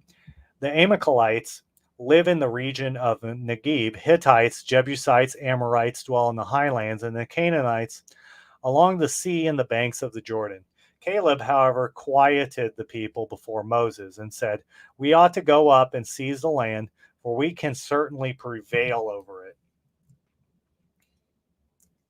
But the men who had gone up with him said, "We cannot attack these people.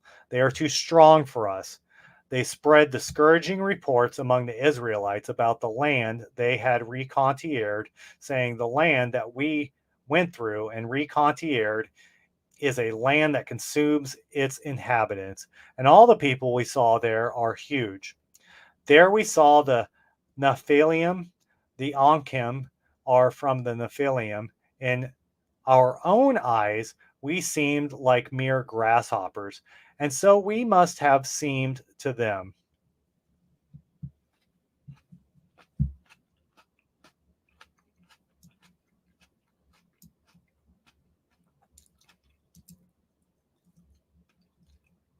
Numbers chapter 14. At this, the whole community broke out with loud cries, and the people wept in night. All the Israelites grumbled against Moses and Aaron, the whole community, saying to them, "If only we had died in the land of Egypt, if only we would die here in the wilderness. Why is the Lord bringing us into the land only to have us fall by the sword? Our wives and little ones will be taken as spoil. Would it not be better for us to return to Egypt?" So they said to one another, "Let us appoint a leader and go back to Egypt." But Moses and Aaron fell prostrate before the whole assembled community of the Israelites.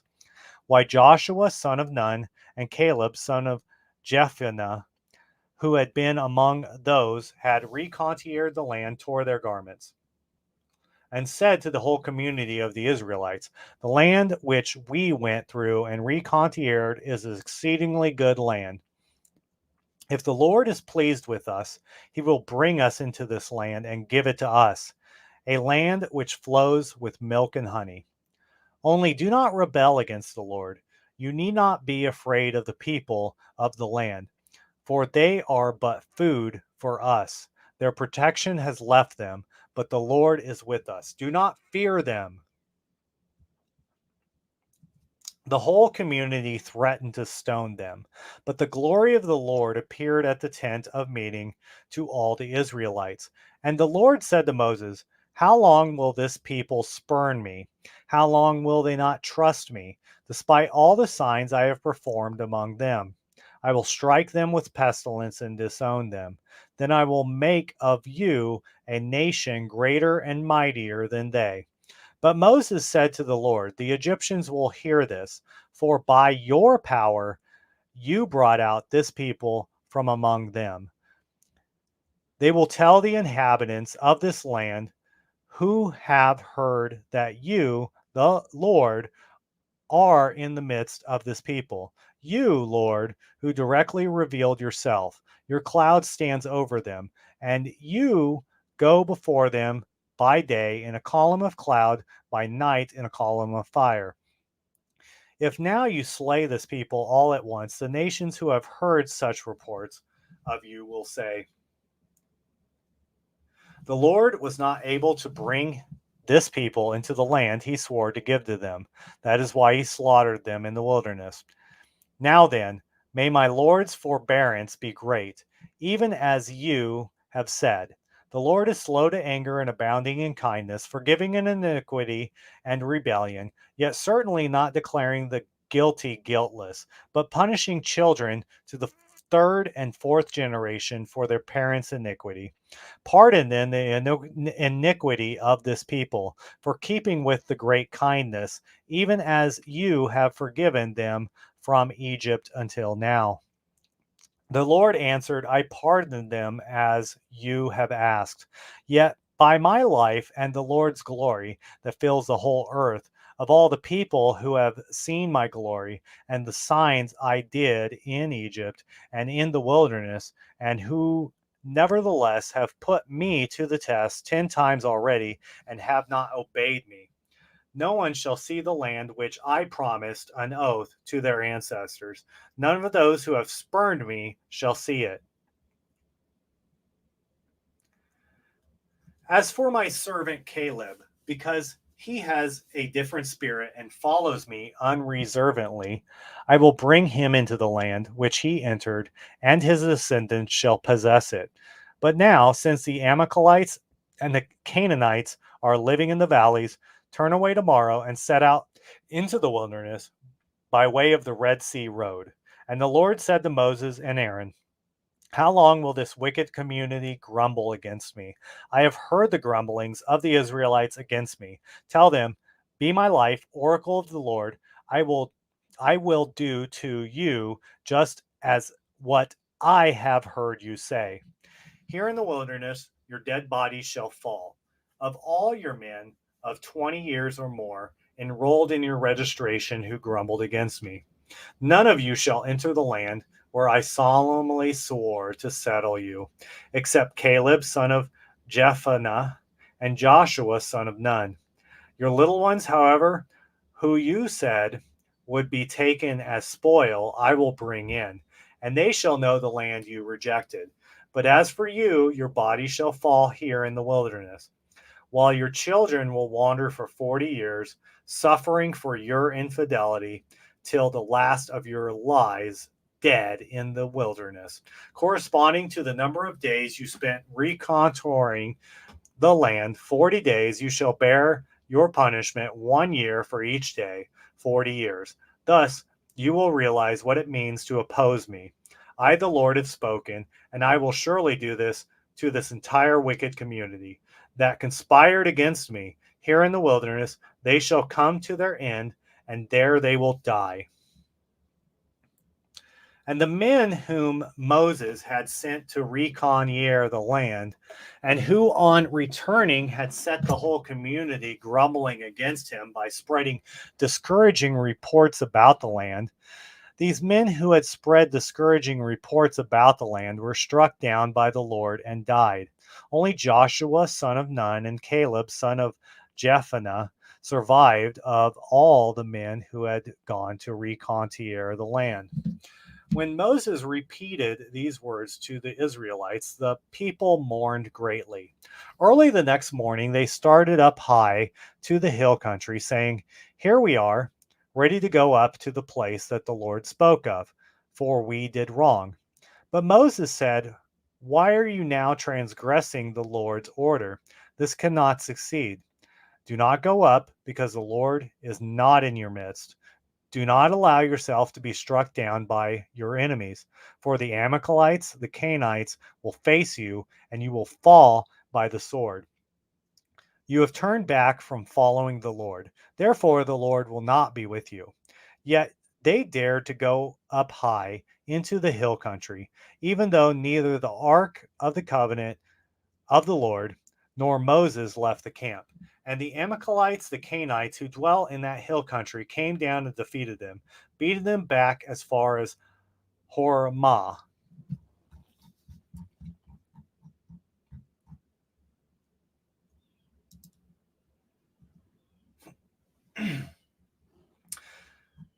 Numbers chapter 15.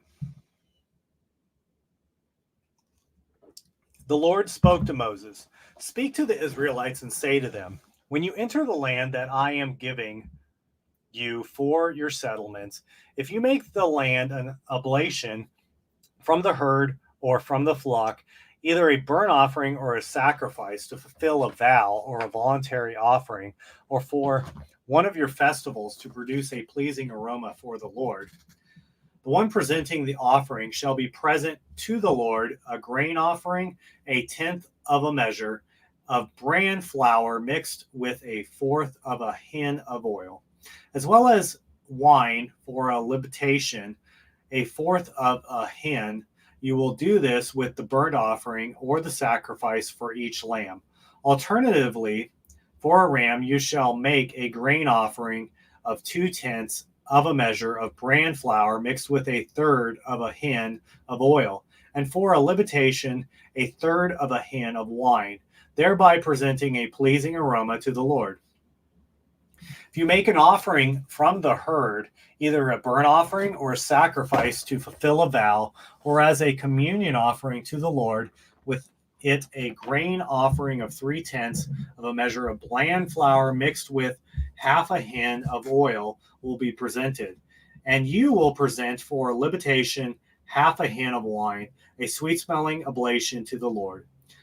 The same is to be done for each ox, ram, lamb, or goat. Whatever the number you offer, you do the same for each of them. All the native born shall make these offerings in this way, whenever they present a sweet smelling oblation to the Lord. Likewise, in any future generation, any alien residing with you, or anyone else in your midst who presents an oblation of pleasing aroma to the Lord, must do as you do. But there is one statute for you and for your resident alien, a perpetual statute throughout your generations. You and your resident alien will be alike before the Lord, and you, the alien residing with you, will have the same rule and the same application of it. The Lord spoke to Moses, Speak to the Israelites and say to them, when you enter the land into which I am bringing you, and you eat of the bread of the land, you shall offer the Lord a contribution, a round loaf from your first batch of dough, and you shall offer as a contribution, just like a contribution from the threshing floor, you shall offer it. Throughout your generations, you shall give a contribution to the Lord from the first batch of dough. If through inadvertence you fail to do any of these commandments which the Lord has given Moses, anything the Lord commanded you through Moses from the time the Lord first gave the commandment down through your generations, if it was done inadvertently without the community's knowledge, the whole community shall sacrifice one bull from the herd as a burnt offering of pleasing aroma to the Lord, along with its prescribed offering and limitation, as well as one he goat as a purification offering. Then the priest shall make atonement for the whole Israelite community, and they will be forgiven, since it was inadvertence, and for their inadvertence they have brought their offering, oblation to the Lord, as well as their purification offering before the Lord. Not only will the whole Israelite community, but also the aliens residing among you shall be forgiven, since the advertent fault affects all the people. If it is an individual who sins inadvertently, this person shall bring a yearling she-goat as a purification offering. And the priest shall make atonement before the Lord for the one who erred, since the sin was inadvertent, making atonement for the person to secure forgiveness. You shall have but one rule for the person who sins inadvertently, whether a native-born Israelite or an alien residing among you. But anyone who acts violently, whether native or alien, reviles the Lord and shall be cut off from among the people. For having despised the word of the Lord and broke his commandment, he must be cut off entirely and bear the punishment. While the Israelites were in the wilderness, a man was discovered gathering wood on the Sabbath day. Those who caught him at it brought him to Moses and Aaron and the whole community. But they put him in custody, for there was no clear decision as to what should be done with him. The Lord said to Moses, "This man shall be put to death. Let the whole community stone him outside the camp." So the whole community led him outside the camp and stoned him to death, as the Lord had commanded Moses. The Lord said to Moses, "Speak to the Israelites and tell them that throughout their generations they are to make tassels for the corners of their garments, fastening a violet cord to each corner. When you use the tassels, the sight of the cord will remind you of all the commandments the Lord, and you will do them without prostituting yourself, going after the desires of your hearts and your eyes. Thus you will remember to do all my commandments, and you will be holy to your God. I, the Lord, am your God, who brought you out of the land of Egypt to be your God, and I, the Lord, your God."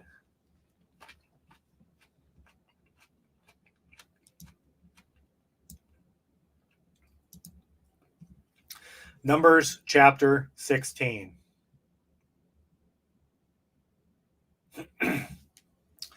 Korah, son of Izhar, son of Kohath, son of Levi, and the Reubenites, Dathan and Abram, sons of Elib, and On, son of Peleth, son of Reuben, took 250 Israelites who were leaders in the community, members of the council, and men of note, and confronted Moses, holding an assembly against Moses and Aaron. And they said, "You go too far.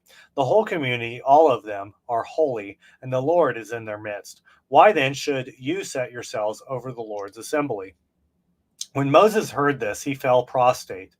Then he said to Korah and all to his faction, "May the Lord make me known tomorrow morning who belongs to him and who is the Holy One, and whom he will have draw near to him. The one whom he chooses, he will have drawn near to him." Do this, take your censers, Korah and all his faction, and put the fire in them, and place incense in them before the Lord tomorrow. He whom the Lord then chooses is the Holy One. You Levites go too far. Moses also said to Korah, hear me now, you Levites. Are you not satisfied that the God of Israel has singled you out from the community of Israel to have you draw near to him to maintain the Lord's tabernacle and to attend upon the community and to serve them? He has allowed you and your Levite kinsmen with you to approach him, and yet you seek the priesthood too. It is therefore against the Lord that you and all your faction are conspiring. As for Aaron, what has he done that you should grumble against him? Moses summoned Dathan and Abiram, sons of Eliab, but they answered, we will not go. Are you not satisfied that you have brought us here from a land flowing with milk and honey to have us perish in the wilderness? Now that you must also lord it over us? Far from bringing us to a land flowing with milk and honey, or giving us fields and vineyards in our inheritance, will you gorge out our eyes? No, we will not go. Then Moses became very angry and said to the Lord, pay no attention to their offering. I have never taken a single donkey from them, nor have I wronged any of them.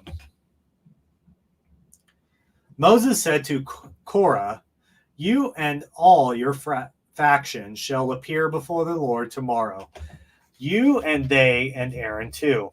Then each of you will take your own censer, put an incense in it, and present it before the Lord, 250 censers, and you and Aaron, each with his own censer, do the same. So each of them took their censers, and laying incense on the fire, they had to put them in them. They took their stand by the entrance of the tent of meeting, along with Moses and Aaron. Then when Korah had assembled all the community against them at the entrance of the tent of meeting, the glory of the Lord appeared to the entire community. And the Lord said to Moses and Aaron, stand apart from this community, that I may consume them at once. But they fell prostrate and exclaimed, O God, God of the spirits of all living creatures, if one man sins, will you be angry with the whole community? The Lord answered Moses, speak to the community and tell them, withdraw from the area around the tent of Korah, Dathan, and Abiram. Moses, followed by the elders of Israel, arose and went to Dathan and Abiram. Then he spoke to the community, moved away from the tents of these wicked men, and do not touch anything of that is theirs. Otherwise, you too will be swept away because of their sins. So they withdrew from the area around the tents of Korah, Dathan, and Abiram. When Dathan and Abiram had come out and were standing at the entrance of their tents with their wives, their children, and their little ones, Moses said, this is how you shall know that the Lord sent me to do all I have done, and that it was not of my own devising. If these die an ordinary death, merely suffering the fate common to all humanity, the Lord has not sent me. But if the Lord makes a chasm, and the ground opens its mouth and swallows them with all belonging to them, and they go down alive to Sheol, then you will know that these men have spurned the Lord. No sooner than he finished saying all this, that the ground beneath them split open. The earth opened its mouth and swallowed them and all their families and all of Korah's people with all their possessions. They went down alive to Sheol with all belonging to them. The earth closed over them, and they disappeared from the assembly. But all the Israelites near them fled at their shrieks, saying, the earth might swallow us up too. And the fire of the Lord came forth, which consumed the 250 men who were offering the incense.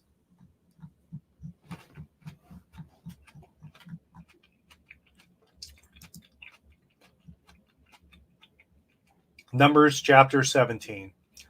The Lord said to Moses, "Tell Eleazar, son of Aaron, the priest, to remove the censers from the embers and scatter the fire some distance away, for they have become holy. The censers of those who sinned at the cost of their lives, have them hammered into plates to cover the altar, because in being presented before the Lord, they have become holy. In this way, they shall serve as a sign to the Israelites." So, taking the bronze censers, which had been presented by those who were burned, Eleazar the priest had them hammered into the covering for the altar, just as the Lord had directed him through Moses.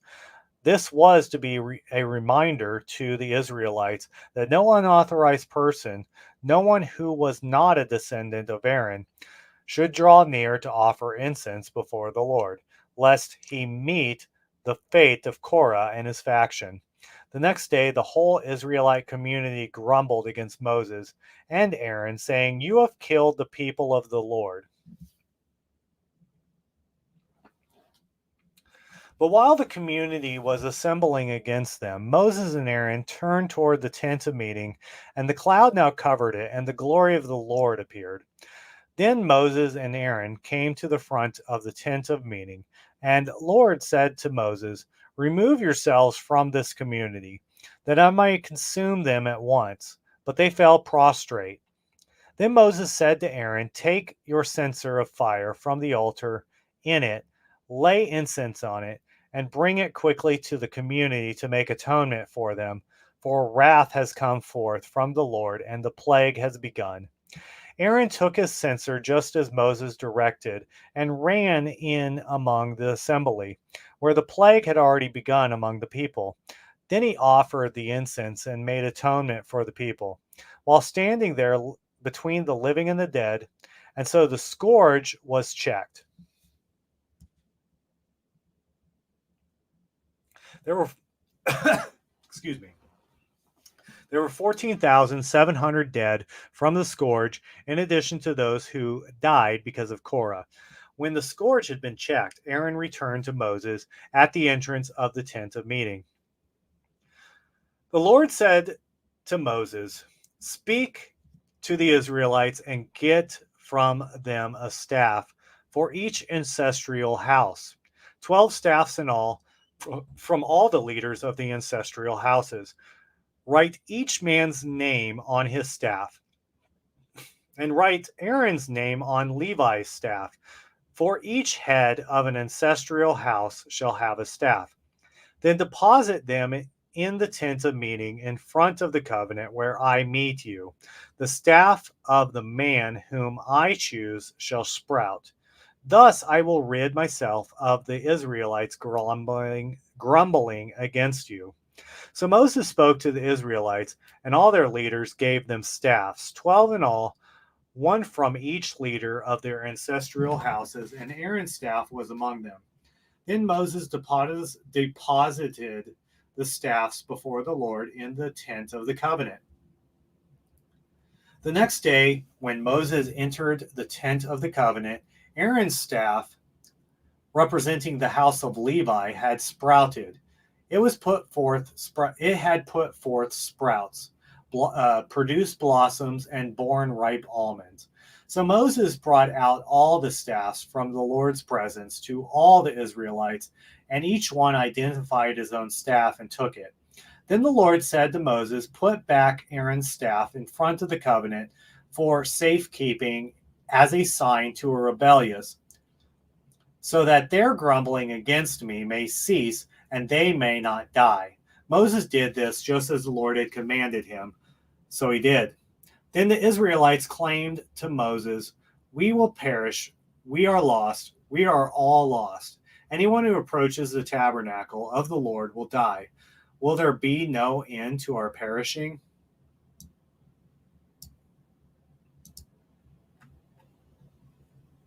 Numbers chapter 18.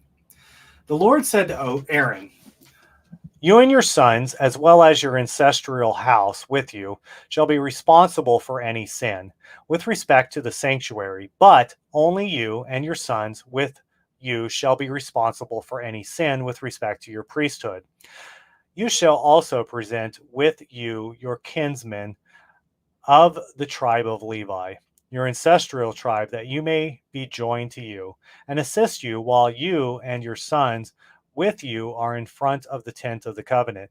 You shall you shall discharge your obligations and those with respect to the whole tent. However, you shall not come near the utensils of the sanctuary or the altar, or else they and you will die. They will be joined to you to perform the duties associated with the tent of meeting, all the labor pertaining to the tent, but no unauthorized person shall come near you. He shall perform the duties of the sanctuary and of the altar, that wrath may not fall upon the Israelites. I hereby take your kinsmen, the Levites, from among the Israelites. They are a gift to you, dedicated to the Lord for the labor they perform for the tent of meeting. But you and your sons with you must take care to exercise your priesthood in whatever concerns the altar and the area within the veil. I give you your priesthood as a gift. Any unauthorized person who comes near shall be put to death. The Lord said to Aaron, I hereby give to you charge of the contributions made to me, including the various holy offering of the Israelites. I assign them to you and to your sons as a prerequisite to perpetual due. This is what you shall have from the oblations that are most holy. Every offering of theirs, namely all their grain offerings, purification offerings, and reparation offerings, which they must return to me, shall be most holy for you and your sons. And you shall eat them in the most holy place. Every male may partake of them, as holy they belong to you. This also you shall have the contributions that are their gifts, including the elevated offerings of the Israelites. I assign them to you and to your sons and daughters with you as a perpetual due. All in your household who are clean may eat them. I also assign to you all the best of the new oil and of the new wine and grain that they give to the Lord as their first produce that has been processed. The first ripened fruits of whatever is in their land, which they bring to the Lord, shall be yours. All of the household who are clean may eat them. Whatever is under the ban in Israel shall be yours. Every living thing that opens the womb, human being and beast alike, such as are to be offered to the Lord, shall be yours. But you must redeem the firstborn of human beings, as well as redeem the firstborn of unclean animals. For the redemption price of a son, when he is a month old, you shall pay the equivalent of 5 silver shekels, according to the sanctuary shekel, that is 20 gerahs. But the firstborn cattle, or the firstborn sheep, or the firstborn of goats, you shall not redeem. They are holy. Their blood you must splash on the altar, and their fat you must burn as an oblation of pleasing aroma to the Lord. Their meat, however, shall be yours, just as the brisket of the elevated offering and the right thigh belong to you. As a perpetual due, I assign to you and to your sons and daughters with you all the contributions of holy things which the Israelites set aside for the Lord. This is a covenant of salt, to last forever before the Lord, for you and for your descendants with you. Then the Lord said to Aaron, you shall not have any heritage in their land, nor hold any portion among them. I will be your portion and your heritage among the Israelites. To the Levites, however, I hereby assign all tithes in Israel as their heritage in the recompense for the labor they perform, the labor pertaining to the tent of meeting. The Israelites may no longer approach the tent of meeting, thereby incurring the penalty of death. Only the Levites are to perform the labor pertaining to the tent of meeting, and they shall incur the penalty for the Israelites' sin. This is a permanent statute for all your generations. but they shall not have any heritage among the Israelites. For I have assigned to the Levites as their heritage the tithes which the Israelites put aside as a contribution to the Lord. That is why I have said, they will not have any heritage among the Israelites. The Lord said to Moses, Speak to the Levites and say to them, When you take from the Israelites the tithes I have assigned to you from them as your heritage, you are to make a contribution from them to the Lord, a tithe of the tithe. And your contribution will be credited to you as if it were grain from the threshing floor or a new wine from the vat. Thus you too shall make a contribution to the Lord from all the tithes that take from the Israelites, handing over to Aaron the priest the contribution to the Lord. From, from all the gifts to you, you shall make every contribution due to the Lord, from their best parts, that is, the part to be consecrated from them. Say to them also, once you have made your contribution from the best part, the rest of the tithe will be credited to the Levites, as if it were produce of the threshing floor or the produce of the vat. You and your household may eat it anywhere, since it is your recompense in exchange for labor in the tent of meeting. You will incur no punishment when you contribute the best part of it, but do not profane the holy offerings of the Israelites, or else you shall die.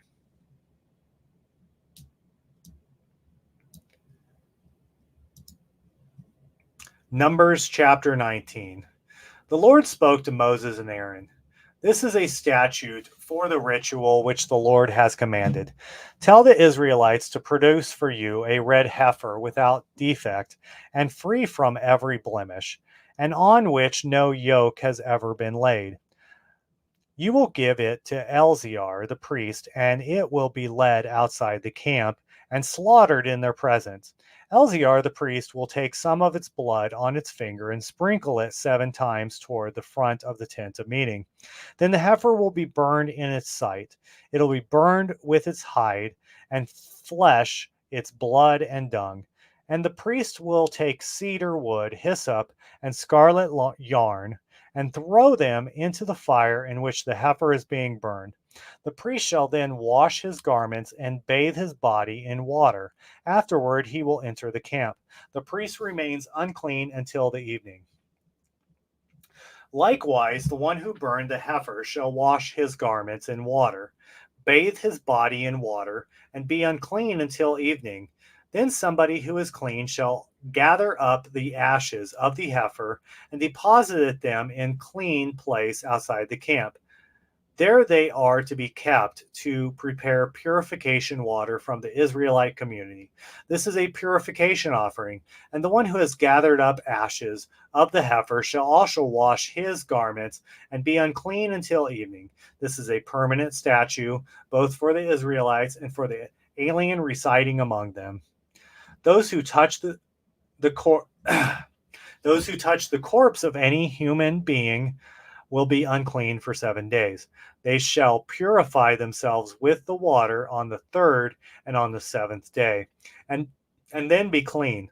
But if they fail to purify themselves on the 3rd and on the 7th day, they will not become clean. Those who touch the corpse of the human being who dies and who fail to purify themselves defile the tabernacle of the Lord, and these persons shall be cut off from Israel. Since the purification water has not been splashed over them, they remain unclean. Their uncleanness is still on them. This is the ritual when someone dies in a tent. Everyone who enters the tent, as well as everyone already in it, will be unclean for 7 days, and every open vessel with its lid unfastened will be unclean. Moreover, everyone who is in the open country touches a person who has been slain by the sword or has died naturally, or touches a human bone or a grave, will be unclean for 7 days. For anyone who is thus unclean, ashes shall be taken from the burnt purification offering, and spring water will be poured on them from a vessel. Then someone who is clean will take hyssop, dip it in this water, and sprinkle it on the tent, and on all the vessels and persons that were in it, or on the one who touched the bone, the slain person, or the other corpse, or the grave. The clean will sprinkle the unclean on the third and on the seventh day, and thus purify them on the seventh day. Then they will wash their garments and bathe in water, and in the evening be clean. Those who become unclean and fail to purify themselves, those people will be cut off from the assembly, because they defile the sanctuary of the Lord. The purification water has not been splashed over them. They remain unclean. This is a permanent statute for you. Those who sprinkle the purification water will wash their garments, and those who come in contact with the purification water will be unclean until evening. Moreover, anything that the unclean person touches becomes unclean itself, and the person who touches such a person becomes unclean until evening.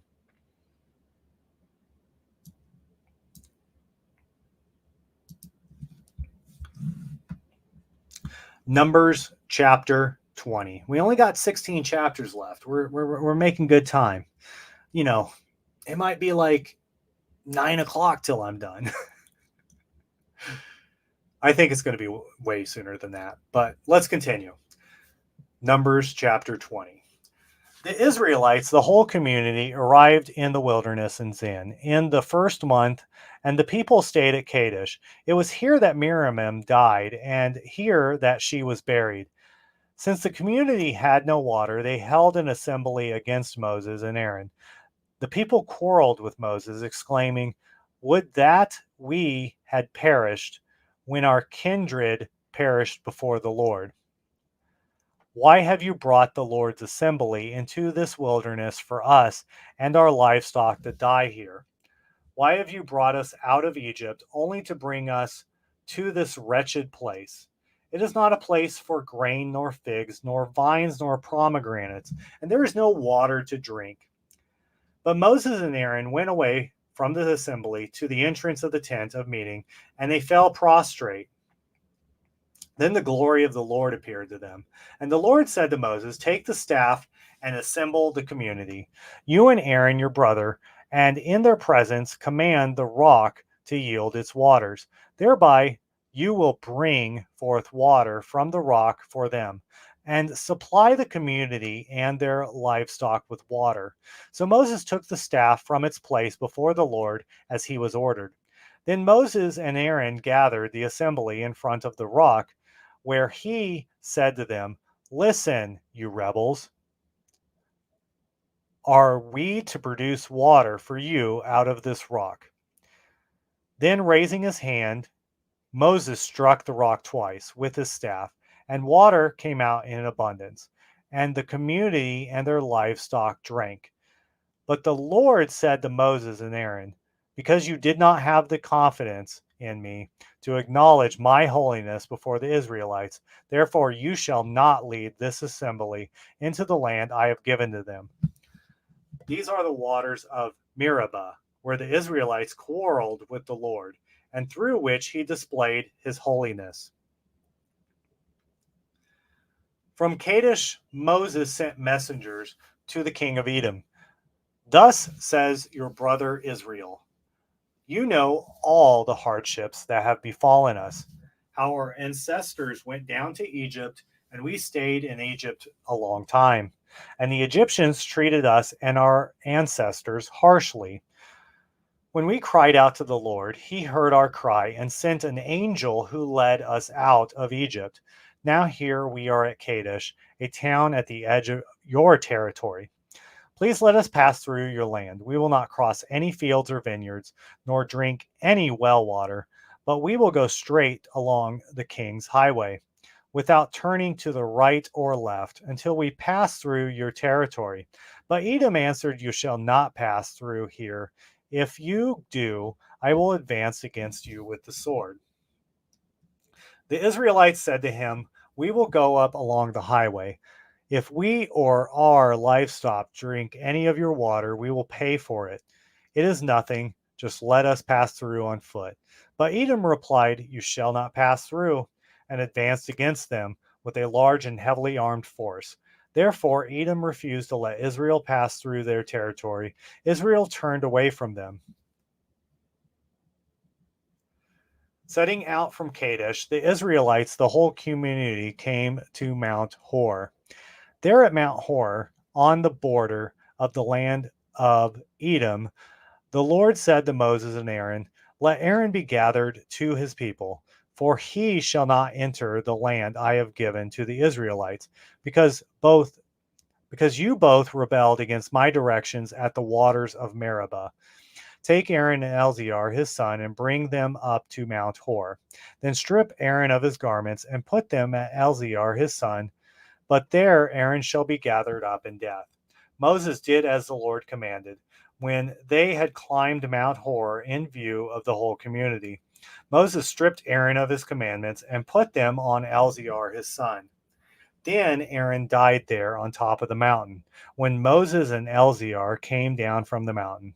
All the community understood that Aaron had breathed his last breath, and for 30 days the whole house of Israel mourned Aaron.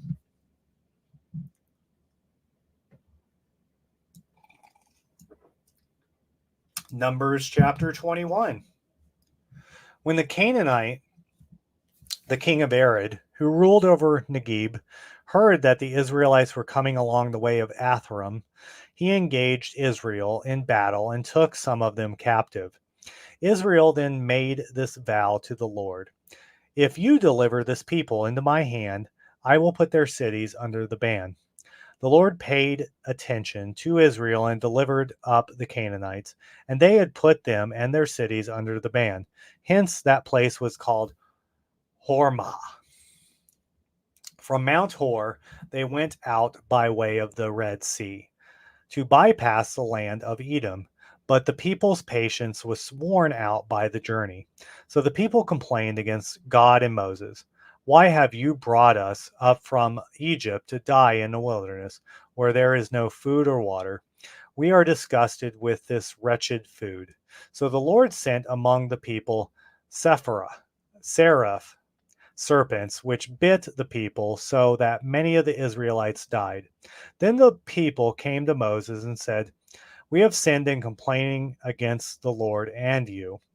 Pray to the Lord to make the serpents from us. So Moses prayed to the people for the. Let me read that whole thing. Then the people came to Moses and said, We have sinned in complaining against the Lord and you. Pray to the Lord to take the serpents from us. So Moses prayed for the people. And the Lord said to Moses, Make a seraph and mount it on a pole, and everyone who has been bitten will look at it and recover. Accordingly, Moses made a bronze serpent and mounted it on a pole. And whenever the serpent bit someone, the person looked at the bronze serpent and recovered. The Israelites moved on and encamped in Oboth. Then they moved on from Oboth and encamped in Libarim in the wilderness facing Moab in the east. Moving on from there, they encamped in Wadi Zered. Moving on from there, they encamped on the other side of the Aran in the wilderness that extends from the territory of the Amorites, for the Aran forms Moab boundaries between Moab and the Ammonites. Hence it is said in the book of the ward of the Lord, Wahib of Sapha, and the wadis, Aran and the Wadi Gorge, that reach back toward the site of Er, and lean against the border of Moab. From there they went to Beer, which is the well of which the Lord said to Moses, Gather the people together so that I may give them water. Then Israel sang this song, Spring up, O well, so sing to it. The well that the princes sank, that the nobles of the people dug, with the scepters and their staffs, from the wilderness a gift. From Beer to Nahaliel, from Nahaliel to Bamoth, from Bamoth to the valley in the country of Moab, at the headland of Pisgah that overlooks Jeshimon. Now Israel sent messengers to Sihon, king of the Amorites, with the message, "Let us pass through your land. We will not turn aside in any field or any vineyard, nor will we drink any well water, but we will go straight along the king's highway until we have passed through your territory." Sihon, however, would not permit Israel to pass through his territory, but mustered all his forces and advanced all Israel into the wilderness. When he reached Jahaz, he engaged Israel in battle. But Israel put him to the sword and took possession of his land from the Aran to the Jabbok, and as far as Jazer of the Ammonites, for Jazer is the boundary of the Ammonites. Israel seized all the towns here, and Israel settled in all the towns of the Amorites and Heshbon and all its dependencies. For Heshbon was the city of Shion, the king of the Amorites, who had fought against the former king of Moab and had taken all his land from him as far as the Arnon. That is why the poets say, "Come to Heshbon, let it be rebuilt. Let Shion city be firmly constructed. For fire went forth from Heshbon, and a blaze from the city of Shion. It consumed Ar of Moab, and swallowed up the high places of the Arnon. Woe to you, Moab! You are no more, people of Shachmosh. He let his sons become fugitives, and his daughters be taken captive by the Amorite king of Shion. From Heshbon to Dibon, their dominance is no more. Air is laid waste, fires ablaze as far as Medeba. So Israel settled in the land of the Amorites. Moses sent spies to Jazer, and the Israelites captured it with its dependencies and disposed the Amorites who were there.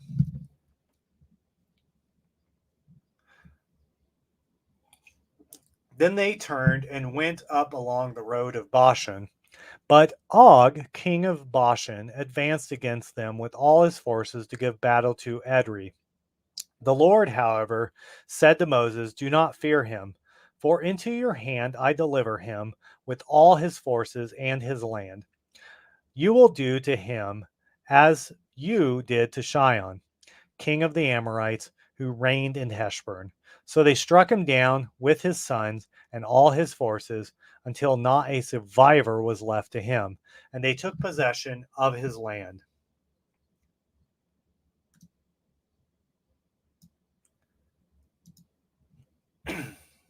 Numbers chapter 22. Then the Israelites moved on and encamped in the plains of Moab, on the other side of the Jordan, opposite of Jericho. Now Balak, son of Zippor, saw that the Israel did to the Amorites, and Moab feared the Israelites greatly because they were numerous. Moab was in dread of the Israelites. So Moab said to the elders of Midian, "Now this horde will devour everything around us as an ox devours the grass of the field." At that time, Balak, son of Zippor, was king of Moab, and he sent messengers to Balaam, son of Beor, and Pethor on the river in the land of the Amorites to summon him with these words: "A people has come out of Egypt.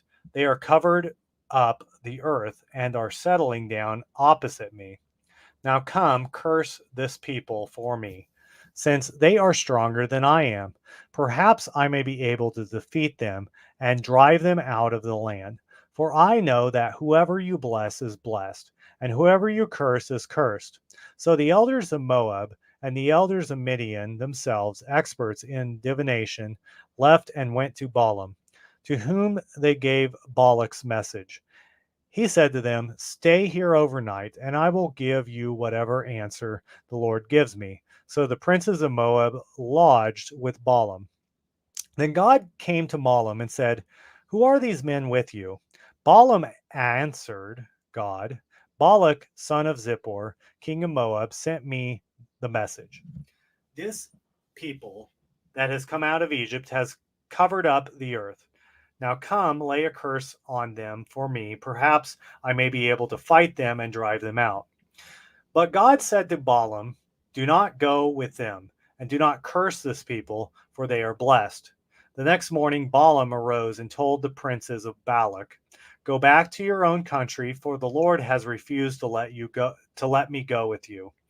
So the princes of Moab went back to Balak with the report, Balaam refused to come with us. Yet Balak yet again sent princes who were more numerous and more distinguished than the others. On coming to Balaam, they told him, thus says Balak, son of Zippor, please do not refuse to come to me. I will reward you very handsomely and will do anything you ask of me. Come lay a curse on this people for me. But Balaam replied to Balak's servants, even if Balak gave me his house full of silver and gold, I could not do anything, small or great, contrary to the command of the Lord my God. But you too stay here overnight, so that I may learn what else the Lord may say to me. That night God came to Balaam and said to him, if these men have come to summon you, go back to them, yet only on the condition that you do exactly as I tell you.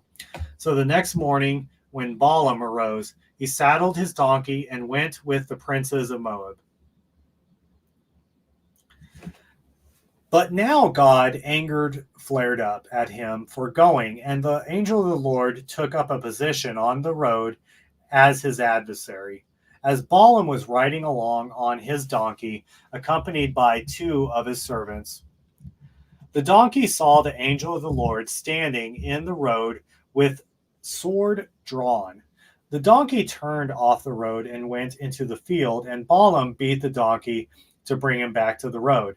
Then the angel of the Lord stood in a narrow lane between vineyards with a stone wall on each side.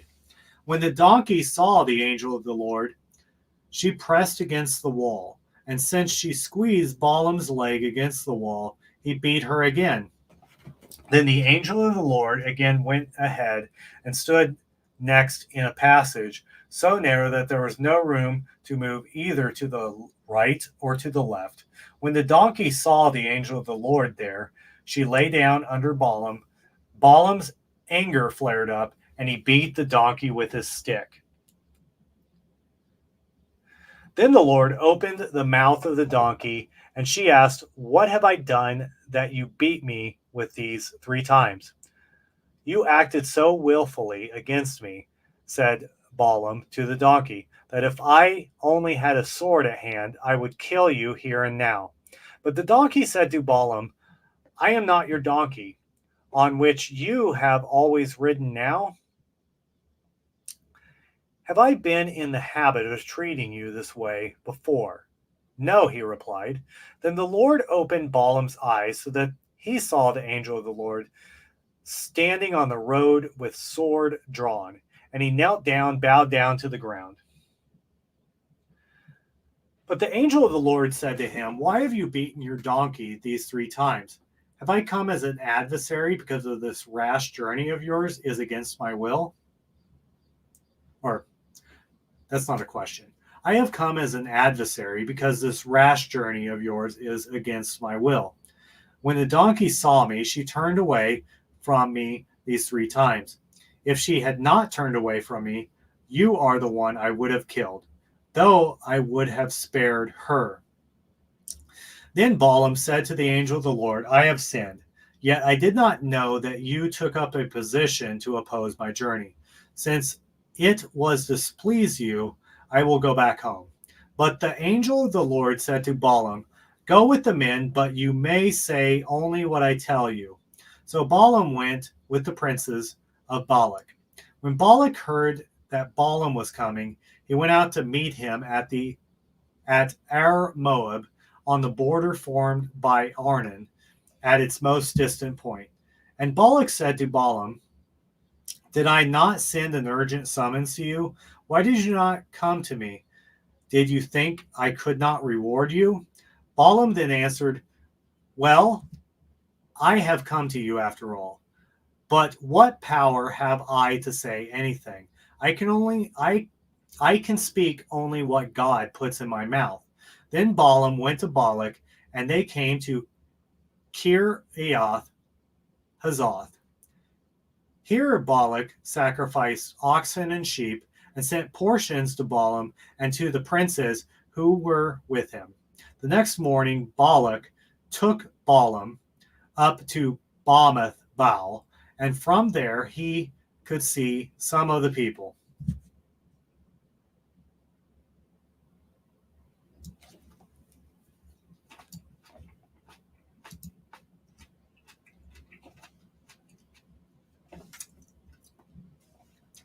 Numbers chapter 23. Then Balaam said to Balak, build me 7 altars here and prepare 7 bulls and 7 rams for me.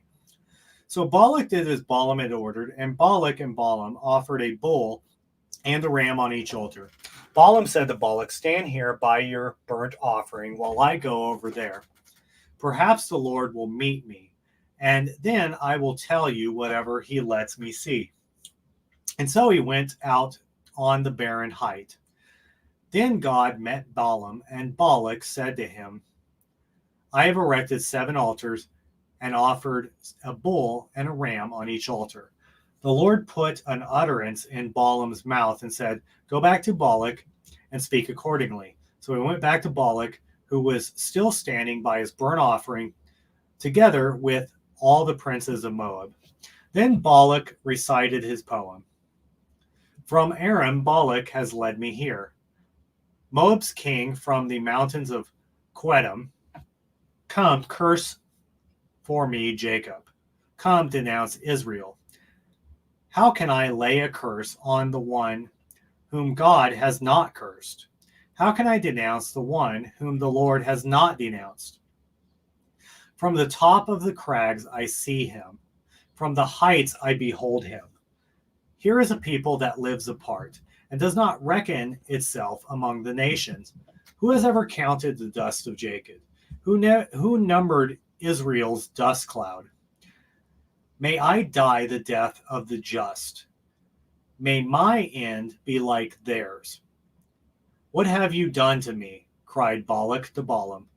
It was to lay a curse on my foes that I brought you here, but instead you have blessed them. Balaam replied, it is not what the Lord puts in my mouth that I take care. Is it not what the Lord puts in my mouth that I take care to repeat? Then Balak said to him, please come with me to another place, from which you can see them, but you will only see some, not all of them, and from there lay a curse on them for me. So he brought him to a lookout post on the top of Pisgah, where he built 7 altars and offered a bull and a ram on each of them. Balaam then said to Balak, stand here by your burnt offering while I seek a meeting over there. Then the Lord met with Balaam, and having an utterance in his mouth, he said to him, return to Balak and speak accordingly. So he went to Balak, who was still standing by his burnt offering, together with the prince of Moab. When Balak asked him, what did the Lord say? Balaam recited his poem. Rise, Balak, and listen. Give ear to my testimony, son of Zippor. God is not a human being who speaks falsely, not a mortal who feels regret. Is God one to speak and not act, to decree and not bring it to pass? I was summoned to bless. I will bless. I cannot revoke it. Misfortune I do not see in Jacob, nor do I see misery in Israel. The Lord their God is with them. Among them is the war cry of their king. They have the like of a wild ox's horns. God who brought them out of Egypt. No, there is no augury against Jacob, no divination against Israel. Now it is said of Jacob, of Israel, look what God has done. Here is a people that rises up like a lioness and gets up like a lion. It does not rest till it has devoured its prey and has drunk the blood of the slain. Neither lay a curse on them nor bless them. said Balak to Balaam. But Balaam answered Balak, "Did I not tell you everything the Lord tells me I must do?" Then Balak said to Balaam, "Come, let me bring you to another place. Perhaps God will approve of your laying a curse on them for me from there." So then Balaam took the top of Peor that overlooks Jeshimon. Balaam then said to Balak, "Build me 7 altars here, and here prepare for me 7 bulls and 7 rams." And Balak did as Balaam had ordered, offering a bull and a ram on each altar.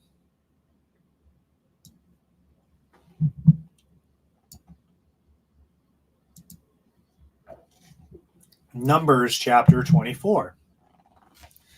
Balaam, however, perceiving that the Lord was pleased to bless Israel, did not go aside as before to seek omens, but turned his gaze toward the wilderness.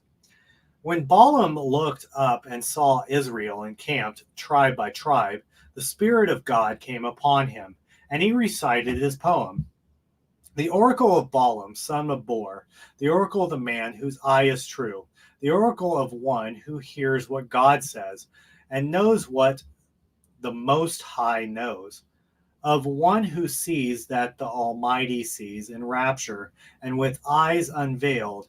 How pleasant are your tents, Jacob, your encampments, Israel, like palm trees spread out, like gardens beside a river, like aloes the Lord planted, like cedars beside the river. Water will drip from their buckets, their seed will have plentiful water, their king will rise higher than Agag, and their dominion will be exalted. They have the like of a wild ox's horns, God who brought them out of Egypt. They will devour hostile nations, break their bones and crush their loins. Crouching, they lie like a lion, or like a lioness. Who will arouse them? Blessed are those who bless you, and cursed are those who curse you. In a blaze of anger at Balaam, Balak clapped his hands and said to him, "It was to lay a curse on my foes that I summoned you here. Yet 3 times now you have actually blessed them. Now flee to your home. I promised to reward you richly, but the Lord has withheld the reward from you." Balaam replied to Balak, "Did I not even tell the messengers whom you sent to me, even if Balak gave me the house full of silver and gold, I could not on my own accord do anything good or evil contrary to the command of the Lord. Whatever the Lord says, I must say. But now that I am about to go to my own people, let me warn you what this people will do to your people in the days to come." He then recites his poem. The oracle of Balaam, son of Beor, the oracle of the man whose eye is true, the oracle of one who hears what God says and knows what the Most High knows, of one who sees what the Almighty sees, in rapture with his eyes unveiled. I see him, though not now. I observe him, though not near. A star shall advance from Jacob, and a scepter shall rise from Israel, that will crush the brows of Moab and the skulls of the Sethites. Edom will be dispossessed, and no survivor is left in share. Israel will act boldly, and Jacob will rule his foes. Upon seeing Amalek, Balaam recited his poem. First of the nations of Amalek, but their end is to perish forever. Upon seeing the Kenites, he recited his poem. Though your dwelling is safe and your nest is on a cliff, yet Cain will be destroyed when Ashur takes the captive. Upon seeing the Ashmalites, he recites his poem. Alas, who will survive of Ishmael, to deliver them from the hands of Kittim? When they have conquered Ashur and conquered Eber, they too shall perish forever.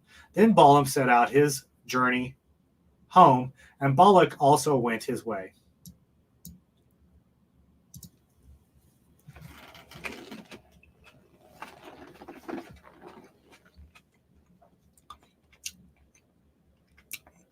Numbers chapter 25.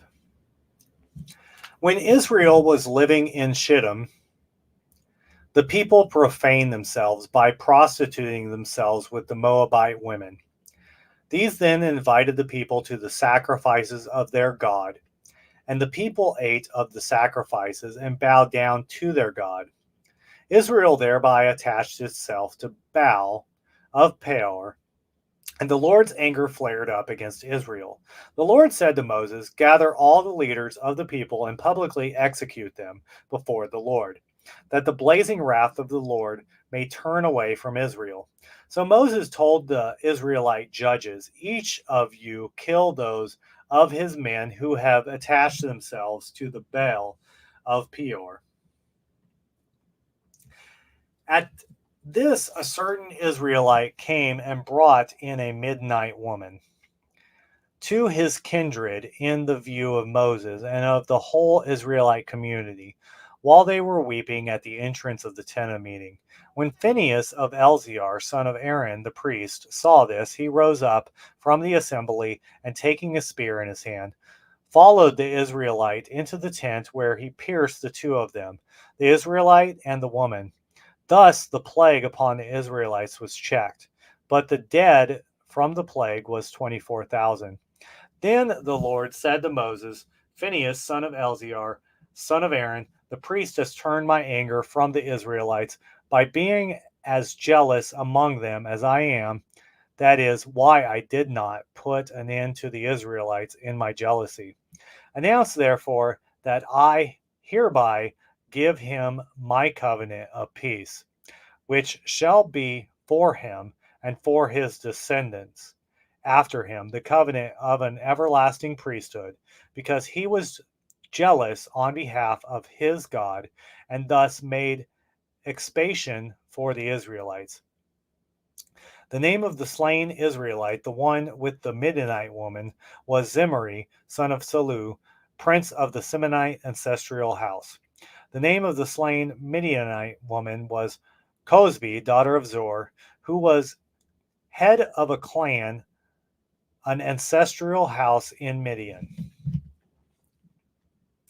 The Lord said to Moses, "Treat the Midianites as enemies and strike them, for they have been your enemies by deceitful dealings they had with you regarding Peor and their kinswoman Cosbi, the daughter of the Midianite prince, who was slain at the time of the plague because of Peor."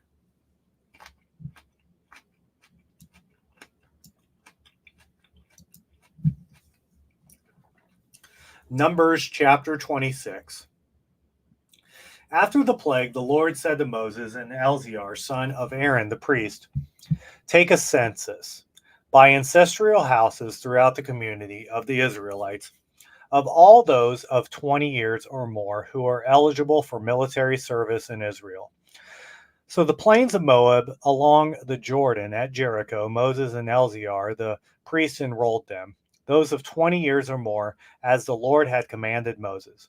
The Israelites who came out of the land of Egypt were as follows: Reuben, the firstborn of Israel, the descendants of Reuben by their clans were through Hanok, the son of the Hanganites, through Palu, the clan of the Paluites, through Hezron, the clan of the Hezronites, through Camri, the clan of the Camarites.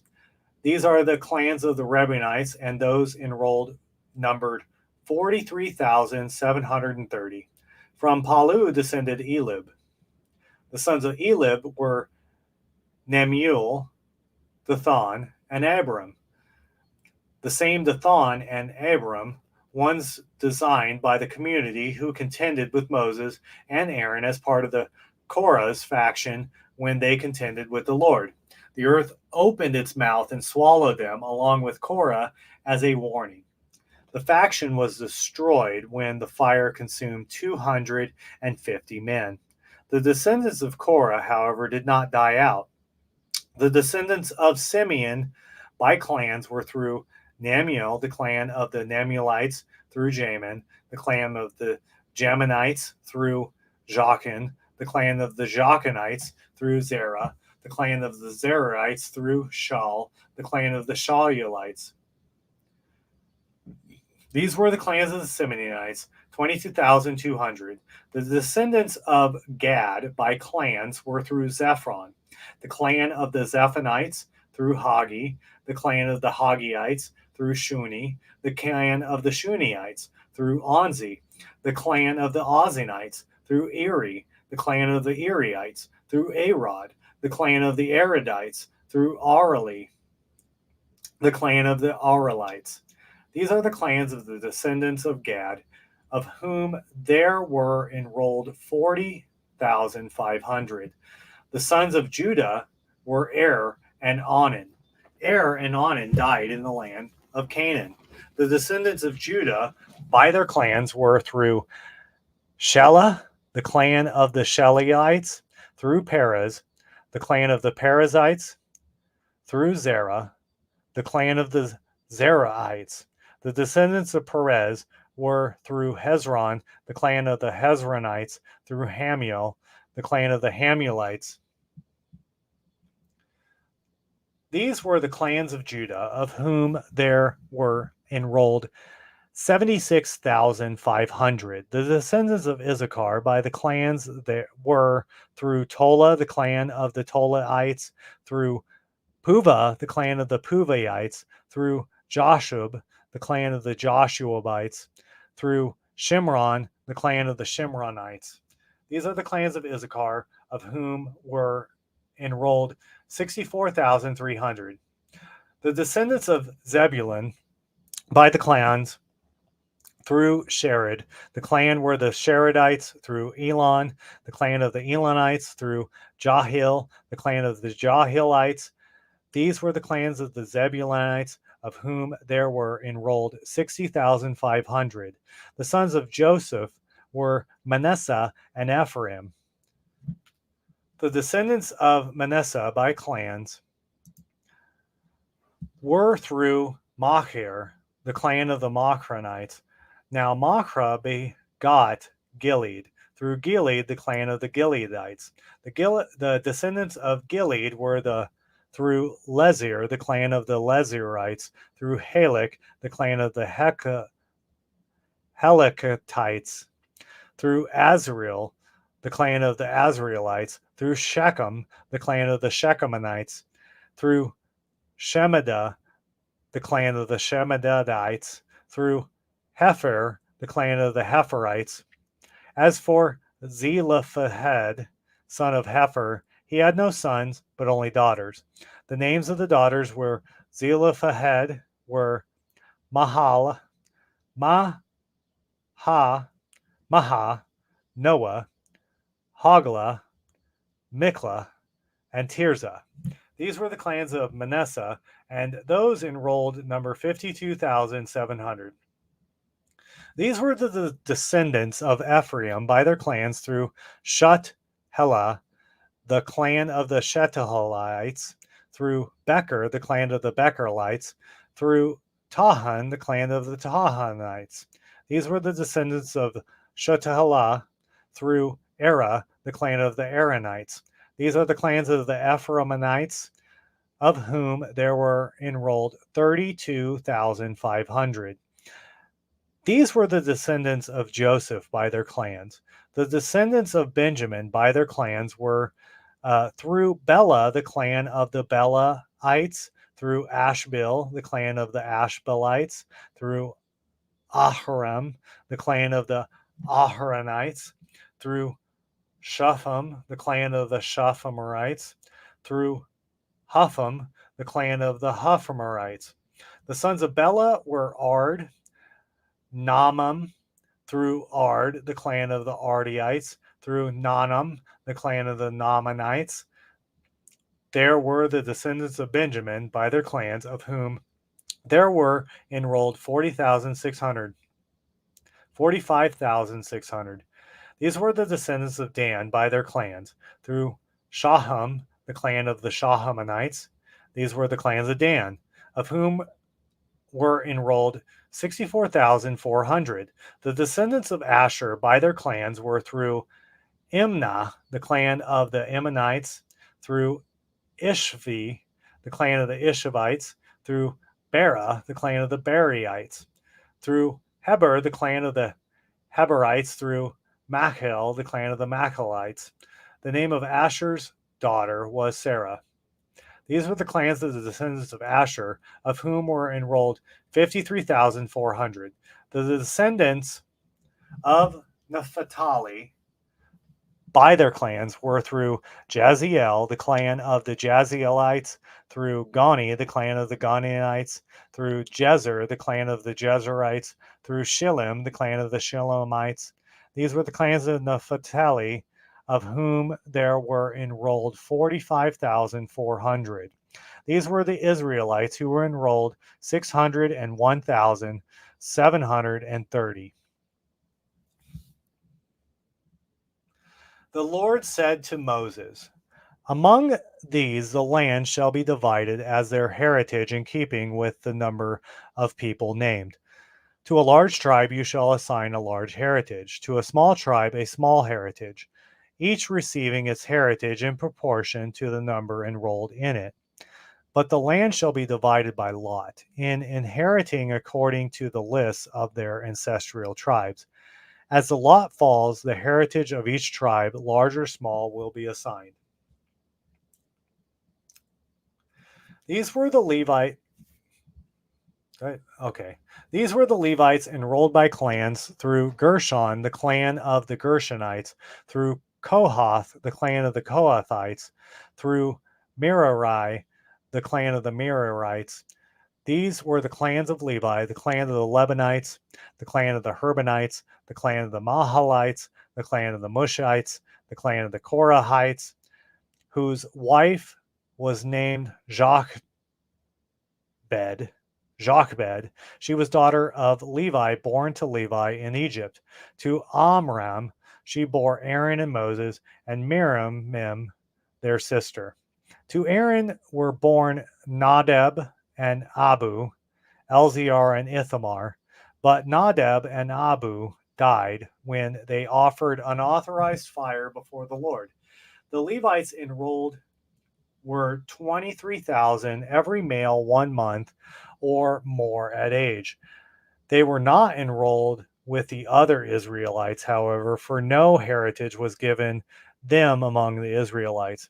These then were those enrolled by Moses and Elzar the priest when they enrolled the Israelites on the plains of Moab along the Jordan at Jericho. Among them there were not one of those who had been enrolled by Moses and Aaron the priest, when they enrolled the Israelites in the wilderness in Sinai, for the Lord had told them that they would surely die in the wilderness, and not one of them was left except Caleb the son of Jephunneh, and Joshua son of Nun.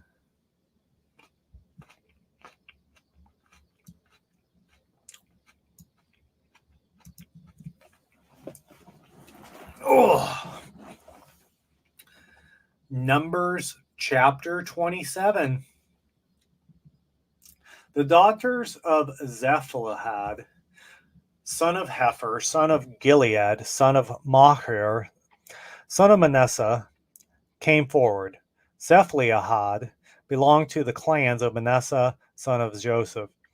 The names of his daughters were Mahal, Noah, and Hoglah, Milcah, and Tirzah.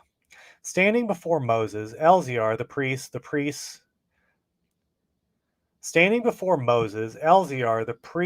and princes, and the whole community at the entrance of the tent of meeting, they said, our father died in the wilderness, although he did not join the faction of those who conspired against the Lord. Korah's faction, he died for his own sin without leaving any sons.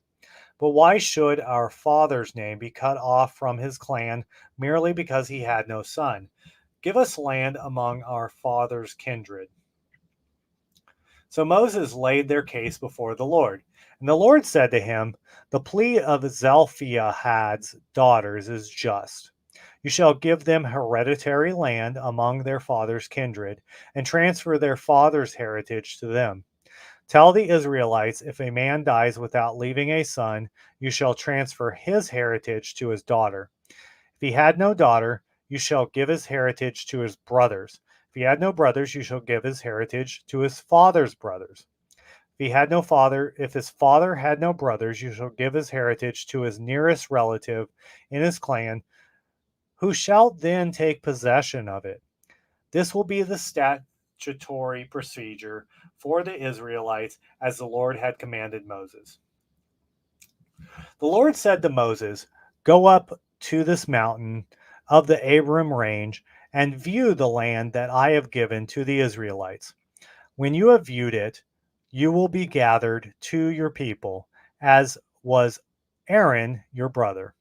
For in the rebellion of the community in the wilderness of Zin, you both rebelled against my order to acknowledge my holiness before them by means of the water. These were the waters of Meribah and Kadesh in the wilderness of Zin. Then Moses said to the Lord, May the Lord, the God of the spirits of all humanity, set over the community someone who will be their leader in battle and who will lead them out and bring them in, that the Lord's community may not be like sheep without a shepherd." And the Lord replied to Moses, "Take Joshua, son of Nun, a man of spirit, and lay your hand upon him. Have him stand before Eleazar the priest, the whole community, and commission him in their sight. Invest him with some of your own power, that the whole Israelite community may obey him. He shall present himself to Eleazar the priest, who will seek for him the decision of the Urim in the Lord's presence, and as it directs Joshua, all the Israelites with him. And the whole community will go out for battle, and as it directs, they will come in." Moses did as the Lord had commanded him, taking Joshua and having him stand before Eleazar, the priest, and the whole community. He laid his hands on him and commissioned him as the Lord had directed through Moses.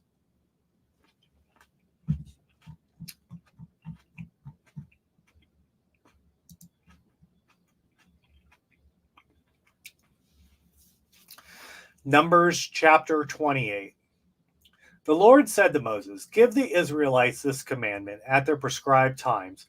You will be careful to present to me the food offerings that are due to me, oblations of pleasing aroma to me. You will tell them, therefore, this is the oblation which you will offer to the Lord: 2 unblemished yearling lambs each day at the regular burnt offering one lamb in the morning and the other during the evening twilight, each with a grain offering of 1/10 of an ephah of bran flour mixed with 1/4 of a hin of oil of crushed olives. This is the regular burnt offering that is made at Mount Sinai for a pleasing aroma, an oblation to the Lord. And as the libatation for the first lamb, you will make a libatation to the Lord in the sanctuary of a fourth of a hin of strong drink. The other lamb you will offer during the evening twilight, making the same grain offering and the same libatation as in the morning, as an oblation of pleasing aroma to the Lord. On the Sabbath day, 2 unblemished yearling lambs with a grain offering of 2/10 of an ephah of bran flour mixed with oil, and its libatation. This is the Sabbath burnt offering each Sabbath, in addition to the regular burnt offering and its libatation. On the new moons, you will offer as a burnt offering to the Lord 2 bulls of the herd, 1 ram, and 7 unblemished yearling lambs, with the 3/10 of an ephah of bran flour mixed with oil, as the grain offering for each bull, 2/10 of an ephah of bran flour mixed with oil, as the grain offering for the ram, and 1/10 of an ephah of bran flour mixed with oil as the grain offering for each lamb, a burnt offering with a pleasing aroma. An oblation to the Lord. Their libatations will consist of 1/2 a hin of wine for each bull, 1/3 of a hin for the ram, and 1/4 of a hin for each lamb. This is the burnt offering for the new moon for every new moon through the months of the year. Moreover, there will be one goat for a purification offering to the Lord. It will be offered in addition to the regular burnt offering at its limitation. The 14th day of the first month is the Passover of the Lord, and the 15th day of this month is the pilgrimage feast. For 7 days unleavened bread is to be eaten. On the first day you will declare a holy day, and you shall do no heavy work. You will offer a oblation to you will offer a oblation, a burnt offering to the Lord, 2 bulls of the herd, 1 ram, and 7 yearling lambs that you are sure are unblemished. The grain offerings will be of bran flour mixed with oil, and you will offer 3/10 of an ephah for each bull and 2/10 for the ram. You will offer 1/10 for each of the 7 lambs, 1 goat as a purification offering to make atonement for yourselves. These offerings you will make in addition to the morning burnt offerings, which is part of the regular burnt offering. You will make exactly the same offerings each day for 7 days as food offering, oblations of pleasing aroma to the Lord. They will be offered in addition to the regular burnt offering with its libation. On the 7th day you will declare a holy day. You shall not do a heavy work. On the day of first fruits, on your feast of weeks, when you present to the Lord an offering of new grain, you will declare a holy day. You shall do no heavy work. You will offer burnt offering for a pleasing aroma to the Lord, 2 bulls of the herd, 1 ram, and 7 yearling lambs, that you are sure are unblemished. Their grain offerings will be of bran flour mixed with oil, 3/10 of an ephah for each bull, and 2/10 for the ram, the 1/10 for each of the 7 lambs. 1 goat will be for a purification offering to make atonement for yourselves. You will make these offerings together with their limitations, in addition to the regular burnt offerings with its grain offering.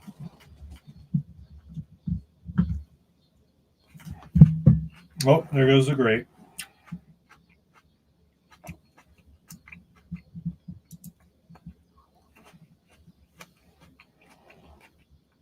Numbers chapter 29. In the 7th month of the first day, you will declare a holy day, and do no heavy work. It shall be a day on which you sound the trumpet. You will offer a burnt offering for a pleasing aroma to the Lord, 1 bull of the herd, 1 ram, 7 unblemished yearling lambs.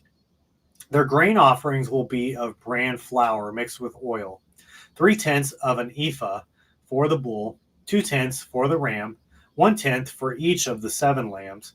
1 goat will be a purification offering to make atonement for yourselves. These are in addition to the burnt offerings for the new moon with its grain offering, and in addition with the regular burnt offering with its grain offering, together with these limitations prescribed for them for a pleasing aroma of an oblation to the Lord.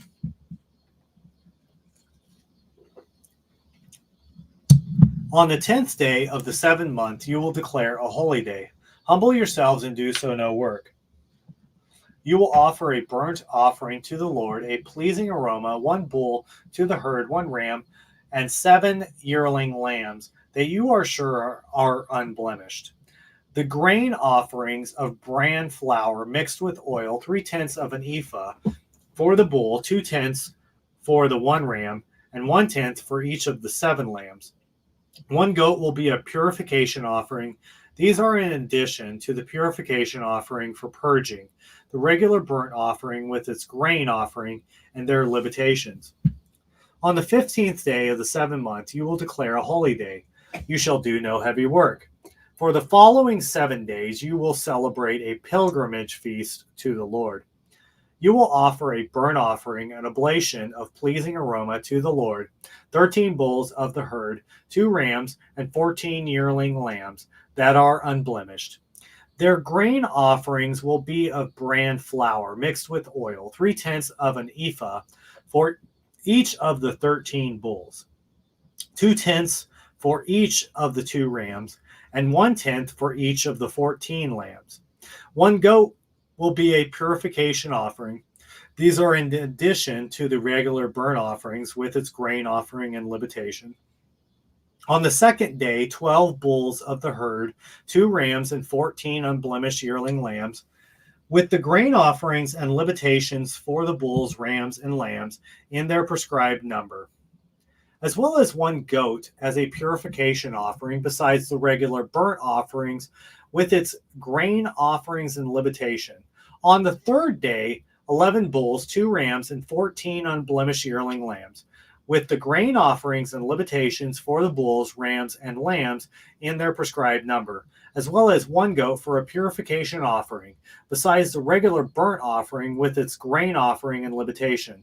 On the fourth day, 10 bulls, 2 rams, and 14 unblemished yearling lambs, the grain offerings and libations for the bulls, rams, and lambs in their prescribed manner, as well as 1 goat as a purification offering, besides the regular burnt offering, its grain offering and libation.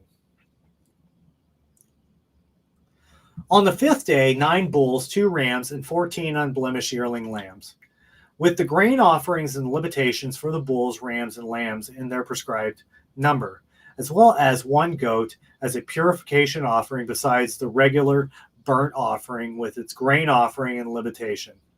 On the sixth day, 8 bulls, 2 rams, 14 unblemished yearling lambs, with a grain offering and libations for the bulls, rams, and lambs in their prescribed number, as well as 1 goat as a purification offering, besides the regular burnt offering, its grain offering and libation. On the seventh day, 7 bulls, 2 rams, 14 unblemished yearling lambs, with the grain offering and libations for the bulls, rams, and lambs in their prescribed manner, as well as 1 goat as a purification offering, besides the regular burnt offering, its grain offering and libation. On the eighth day, you shall hold public assembly. You shall do no heavy work. You will offer a burnt offering, an oblation of pleasing aroma to the Lord, 1 bull, 1 ram, and 7 unblemished yearling lambs, with the grain offering and libations for the bulls, rams, and lambs in their prescribed manner, as well as 1 goat as a purification offering, besides the regular burnt offering with its grain offering and libation.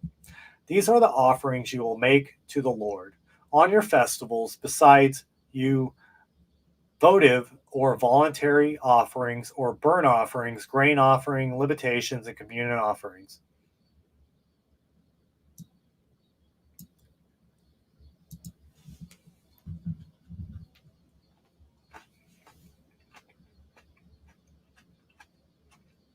So I suspect I'll finish the live stream about 30 minutes from now. Let's continue so we can make that goal. Numbers chapter 30. So Moses instructed the Israelites exactly as the Lord commanded him. Moses said to the heads of the Israelite tribes, "This is what the Lord has commanded. When a man makes a vow to the Lord or binds himself under oath to a pledge, he shall not violate his word. He must fulfill exactly the promise he has uttered. When a woman makes a vow to the Lord or binds herself to a pledge while still in her father's house in her youth, and her father learns of her vow or the pledge to which she bound herself and says nothing to her about it, then any vow or pledge to which she bound herself remains valid. But if on the day he learns of it, her father opposes her, then any vow or any pledge to which she bound herself becomes invalid, and the Lord will release her from it, since her father opposed her. If she marries while under a vow or under a rash pledge to which she bound herself, and her husband learns of it, yet says nothing to her on the day he learns it, then the vows or the pledges to which she bound herself remain valid. But if on the day her husband learns of it, he opposes her, he thereby annuls the vow she had made or the rash pledge to which she had bound herself, and the Lord will release her from it. The vow of a widow or a divorced woman, however, any pledge to which such a woman binds herself is valid. If it is in her husband's house that she makes a vow or binds herself under oath to a pledge, and her husband learns it yet says nothing to her to oppose her, then all her vows remain valid or any pledge to which she has bound herself. But if on the day he learns of them, her husband annuls them, then whatever she has expressly promised in her vows or in her pledge becomes invalid. Since her husband has annulled them, the Lord will release her from them. Any vow or any pledge that makes under oath to humble herself, her husband may either confirm or annul. But if her husband day by day says nothing at all to her, he thereby confirms her vows or all the pledges incumbent upon her. He has confirmed them, because on the day he learned of them, he said nothing to her. If, however, he annuls them sometime after he first learned of them, he will be responsible for her guilt. These are the statutes which the Lord commanded Moses concerning a husband and his wife, as well as a father and his daughter, while she is still in her youth in her father's house.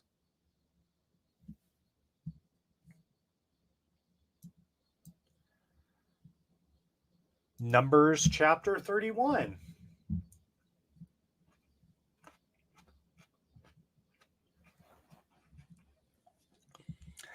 The Lord said to Moses, "Avenge the Israelites on the Midianites, and then you will be gathered to your people." So Moses told the people, "Arm some men among you for the campaign, to attack Midian and to execute the Lord's vengeance on Midian. For each of the tribes of Israel, you will send 1,000 men to the campaign. From the contingents of Israel, therefore, 1,000 men of each tribe were levied, so that there were 12,000 men armed for war. Moses sent them out on the campaign, 1,000 from each tribe, with Phinehas, son of Eleazar, the priest for the campaign, who had with him the sacred vessels and the trumpets surrounding the alarm. They waged war against the Midianites as the Lord had commanded Moses, and killed every male. Besides those slain in battle, they killed the kings of Midian, Evi, Rechem, Zur, Hur, and Rebekah, the 5 kings of Midian. And they also killed Balaam, the son of Beor, with the sword. But the Israelites took captive the women of the Midianites with their children, and all their herds and flocks and wealth as loot, while they set on fire all the towns where they settled and all their encampments. Then they took all the plunder with the people and animals they had captured, and brought the captives together with the spoils and plunder to Moses and Eleazar, the priest, and to the Israelite community at their camp on the plains of Moab by the Jordan opposite Jericho. When Moses and Eleazar, the priest, with all the leaders of the community, went outside the camp to meet them, Moses became angry with the officers of the army and the commanders of thousands and the commanders of hundreds who were returning from the military campaign. "So you have spared all the women," he exclaimed. "These are the ones who, on Balaam's advice, were behind the Israelites' unfaithfulness to the Lord in the affair of Peor. So that attack struck the Lord's community. Now, therefore, every male among the children, and kill every woman who has had sexual relations with a man. But you may spare yourselves all the girls who have not had sexual relations. Moreover, remain outside the camp for 7 days. Every one of you who has killed anyone or touched someone killed will purify yourselves on the third, and on the seventh day both you and your captives. You will also purify every garment, every article of leather, everything made of goat's hair, and every article of wood. Elziar, the priest, told the soldiers who had taken part in the battle, "This is the prescribed ritual which the Lord has commanded Moses: gold, silver, bronze, iron, tin, and lead. Whatever can stand fire, you shall put into the fire, that it may become clean. However, it must also be purified with water of purification. But whatever cannot stand fire, you must put into the water. On the seventh day, you will wash your garments, and then you will again be clean. After that, you may enter the camp." The Lord said to Moses, "With the help of Elziar, the priest of the heads of the ancestral houses of the community, inventory all the spoils captured, human being and beast alike. Then divide the spoils between the warriors who went on the campaign and the whole community. You will levy a tax for the Lord on the soldiers who went on the campaign, one out of every 100 persons, oxen, donkeys, and sheep. For their half you will take it and give it to Elziar the priest as a contribution to the Lord. From the Israelites' half you will take one captive from every 50 human being, oxen, donkeys, and sheep, all the animals, and give them to the Levites, who perform the duties of the Lord's tabernacle." So Moses and Elziar the priest did this, as the Lord had commanded Moses.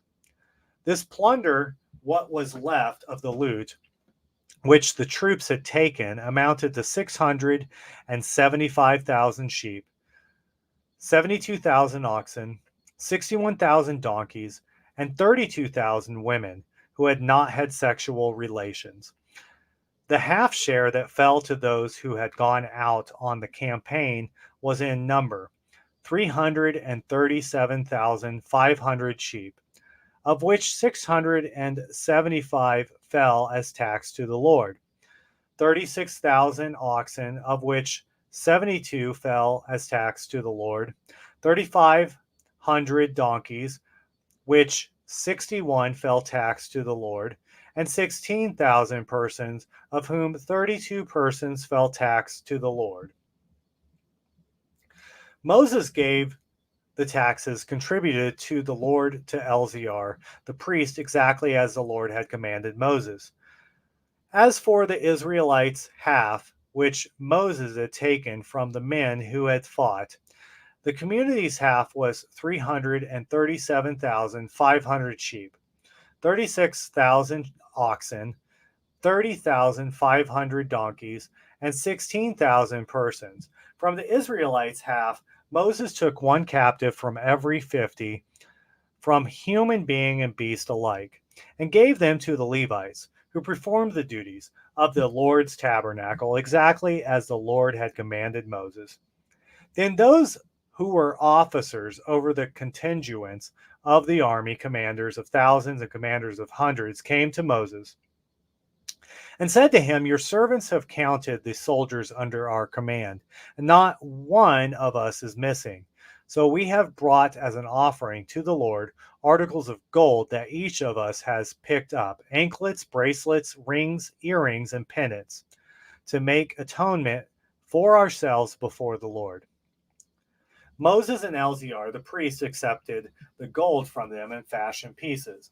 The gold was given as a contribution to the Lord from the commanders of thousands and the commanders of hundreds, amounted in all 16,750 shekels.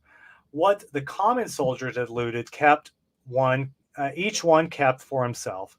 So Moses and Elziar, the priests, accepted the gold from the commanders of the thousands and of the hundreds and put it in the tent of meeting as a reminder on behalf of the Israelites before the Lord.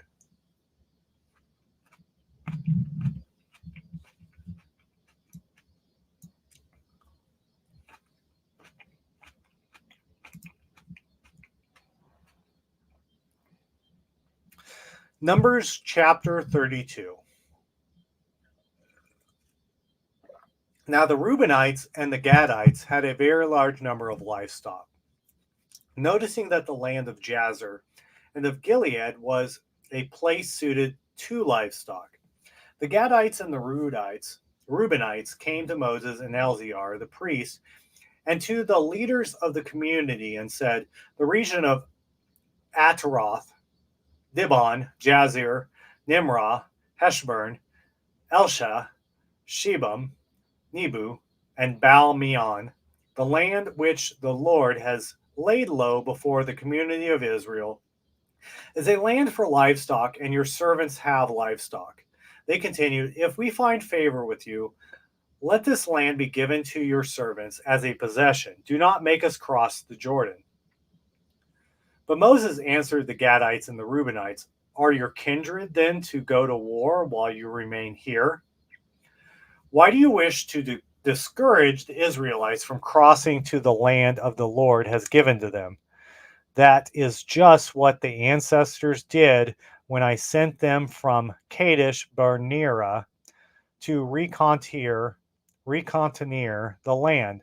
They went up to the Wadi Eshul and reconnoitered the land, then so discouraged the Israelites that they would not enter the land the Lord had given them.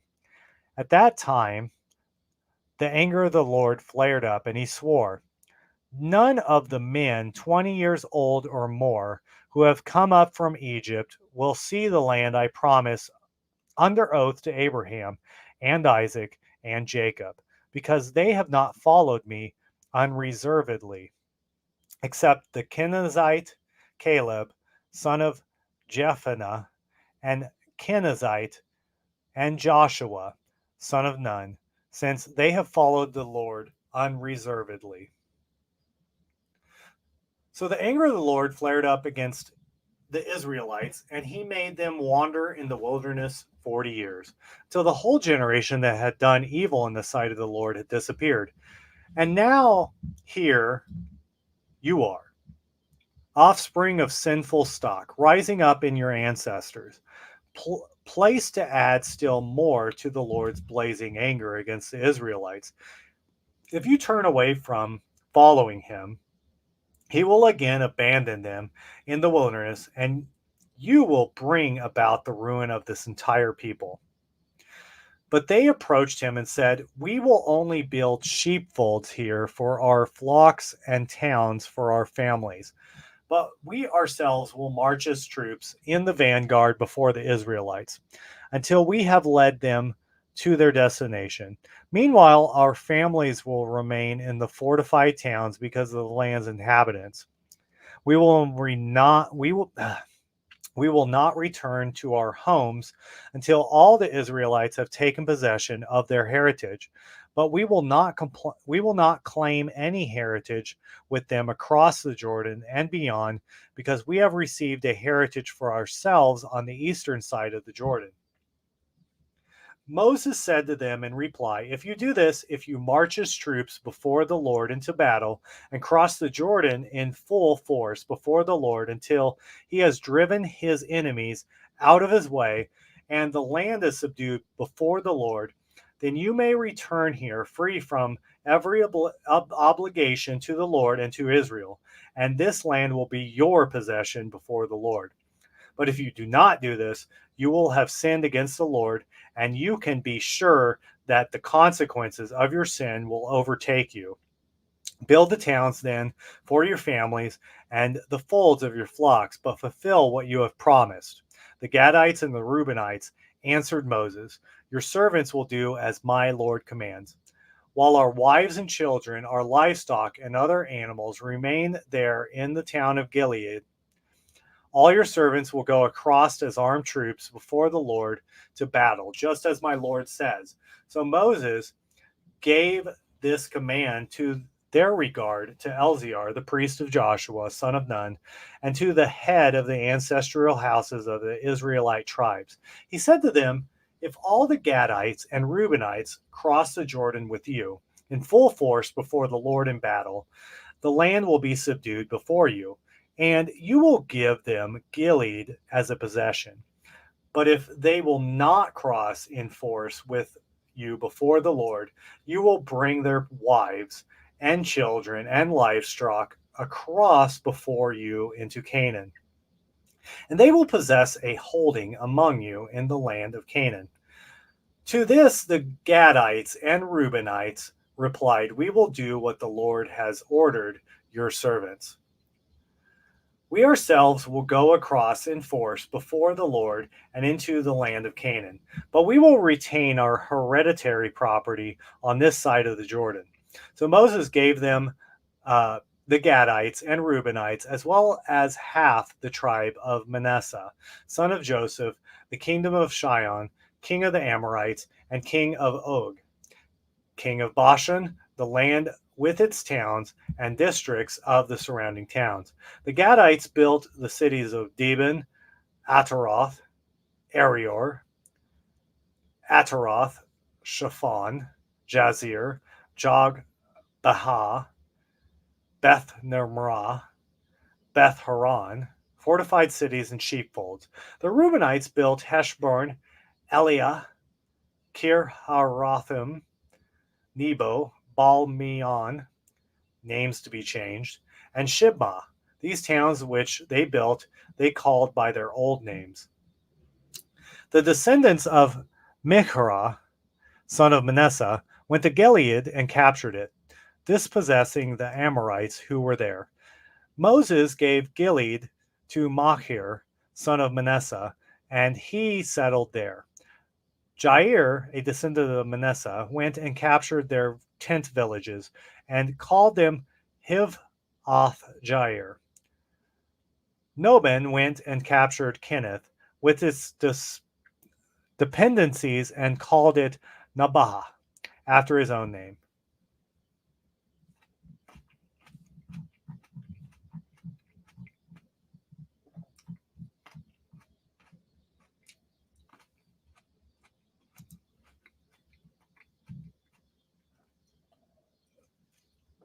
Numbers chapter 33. The following are the stages by which the Israelites went out by companies from the land of Egypt under the guidance of Moses and Aaron. Moses recording the starting points of the various stages at the direction of the Lord. These are the stages according to their starting points. They set out from Ramses in the first month of the 15th day of the first month. On the day after the Passover, the Israelites went forth in triumph in view of all Egypt, while the Egyptians buried those whom the Lord had struck down, every firstborn on their gods too. The Lord executed judgments. Setting out from Ramses, the Israelites camped at Succoth. Setting out from Succoth, they encamped at Etham, near the edge of the wilderness. Setting out from Etham, they turned back to Pi-haroth, which is opposite Baal Zephron, and they camped opposite of Migdol. Setting out from Pi-haroth, they crossed over through the sea into the wilderness, and after they traveled 3 days, journeyed from the wilderness of Etham, and they camped at Marah. Setting out from Marah, they camped at Eliam. At Eliam, there were 12 springs of water and 70 palm trees, and they camped there. Setting out from Elim, they camped beside the Red Sea. Setting out from the Red Sea, they camped from the wilderness of Sin. Setting out from the wilderness of Sin, they camped at Dophkah. Setting out from Dophkah, they camped from Alush. Setting from Alush, they camped from Rephidim, where there was no water for the people to drink. Setting out from Rephidim, they camped in the wilderness of Sinai. Setting out from the wilderness of Sinai, they camped at Kibroth Hattaavah. Setting out from Kibroth Hattaavah, they camped at Hazeroth. Setting out from Hazeroth, they camped from Rithmah. Setting out from Rithmah, they camped from Rimmon Perez. Setting out from Rimmon Perez, they camped from Libnah. Setting out from Libnah, they camped from Rizah. Setting out from Rizah, they camped from Kel El Atha. Setting out from Kel El Atha, they camped at Mount Shepher. Setting out from Mount Shepher, they camped from Mount Heradah. Setting out from Heradah, they camped at Mach Helioth. Setting out from Mach Helioth, they camped at Tahath. Setting out from Tahath, they camped at Terah. Setting out from Terah, they camped at Mithkah. Setting out from Mithkah, they camped at Hashmahah. Setting out from Hashmahah, they camped from Moseroth. Setting out from Moseroth, they camped from Benajakan. Setting out from Benajakan, they camped from Mount Gidgad. Gidgad. They camped at Mount Gidgad. Setting out from Mount Gidgad, they camped at Jabbath Ha. Setting out from Jabbath Ha, they camped at Abernah. Setting out from Abernah, they camped from Ezion Gerber. Setting out from Ezion Gerber, they camped in the wilderness of Zin, that is Kadesh. Setting out from Kadesh, they camped at Mount Hor on the border of the land of Edom. Aaron the priest ascended Mount Hor at the Lord's direction, and there he died in the 14th year after the departure of the Israelites from the land of Egypt on the first day of the 5th month. Aaron was 123 years old when he died on Mount Hor. When the Canaanite, the king of Arad, who ruled over Negeb in the land of Canaan, heard that the Israelites were coming, setting out from Mount Hor, they camped at Zalmanah. Setting out from Zalmanah, they camped at Punan. Setting out from Punan, they camped at Oboth. Setting out from Oboth, they camped at Lai Abram on the border of Moab. Setting out from Lai Aram, they camped at Dibion Gad. Setting out from Dibion Gad, they camped at Almon Dibloth Eam. Setting out from Almon Dibloth Eam, they camped in the Abram range opposite Nebu. Setting out from the Abram range, they camped on the plains of Moab by the Jordan opposite of Jericho. They camped by the Jordan on the plains of Moab, extended from Beth Jeshmoth to Abel Shittim. The Lord spoke to Moses on the plains of Moab by the Jordan opposite of Jericho. Speak to the Israelites and say to them, when you go across the Jordan into the land of Canaan, dispossess all the inhabitants of the land before you. Destroy all their stone figures, destroy all their molten images, and demolish all their high places. You will take possession of the land and settle in it. I have given you the land to possess. You will apportion the land among yourselves by lot, clan by clan, assigning a large heritage to the large clan, and a small heritage to the small clan. Whenever anyone's lot falls, there will be his possession be. You will apportion these shares within your ancestral tribe. But if you do not dispossess the inhabitants of the land before you, those whom you allow to remain will become barbs in your eye and thorns in your sides, and they will harass you in the land where you live. I will treat you as I intended to treat them.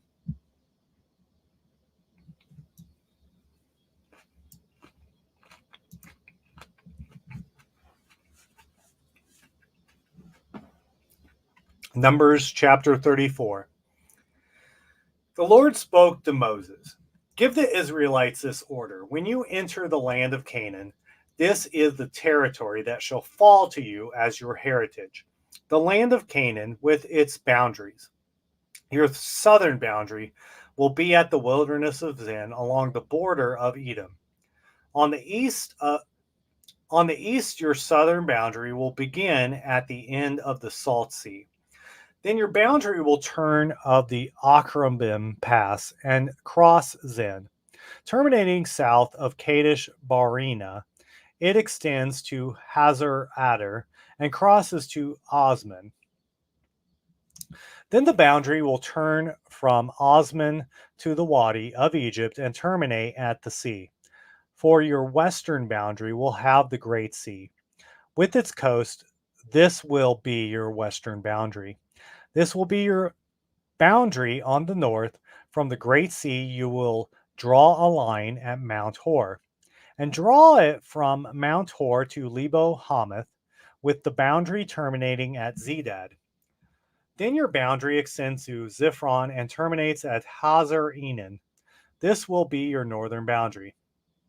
For your eastern boundary, you will draw a line from Hazar Enan to Shepham. From Shepham, the boundary will go down to Riblah, east of Anan, and descending further, the boundary will strike the ridge on the east side of the Sea of Shinnereth. Then the boundary will descend along the Jordan and terminate with the Salt Sea. This will be your land, with the boundaries that surround it. Moses also gave this order to the Israelites. This is the land to be apportioned among you by lot, which the Lord has commanded to be given to the 9.5 tribes.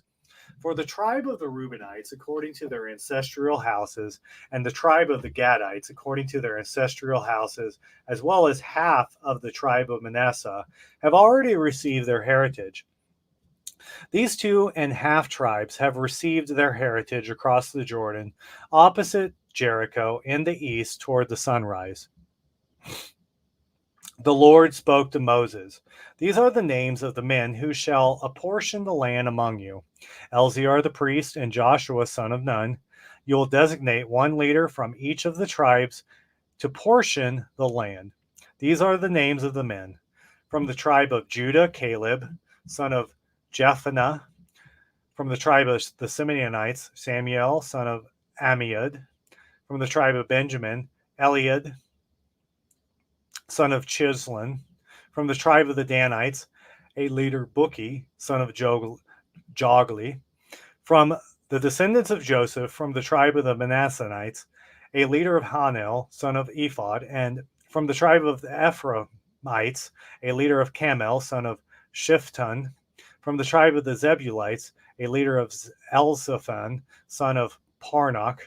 From the tribe of the Issacharites, the leader of Paltiel, son of Azan. From the tribe of the Asherites, a leader of Had, son of Sheolmi. From the tribe of the Naphtaliites, a leader of Padiel, son of Ammiud. These are the ones whom the Lord commanded to apportion to the Israelites their heritage in the land of Canaan.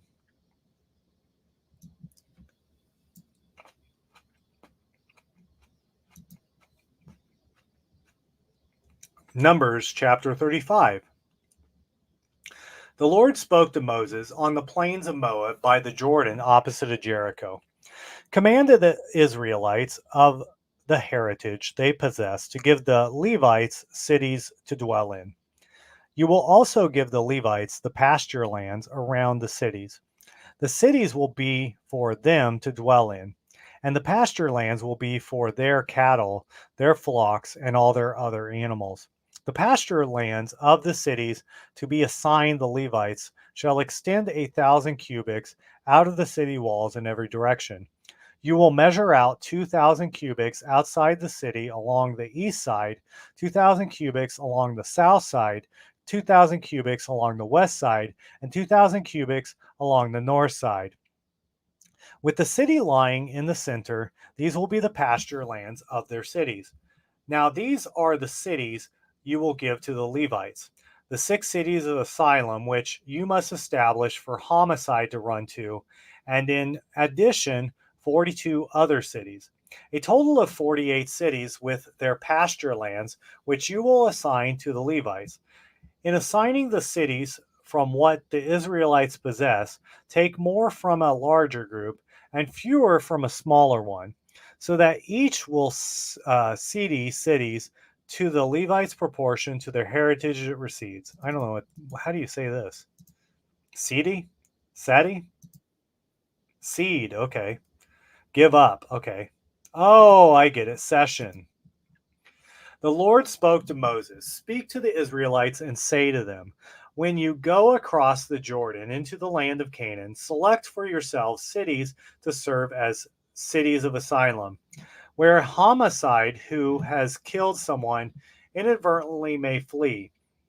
These cities will serve you as places of asylum for the avenger of blood. so that a homicide will not be put to death until tried before the community. As for the cities you assign, you will have 6 cities of asylum.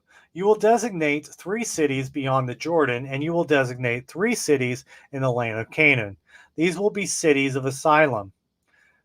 These cities will serve as places of asylum for the Israelites and for the resident or transient aliens among them, so that anyone who has killed a person inadvertently may flee there.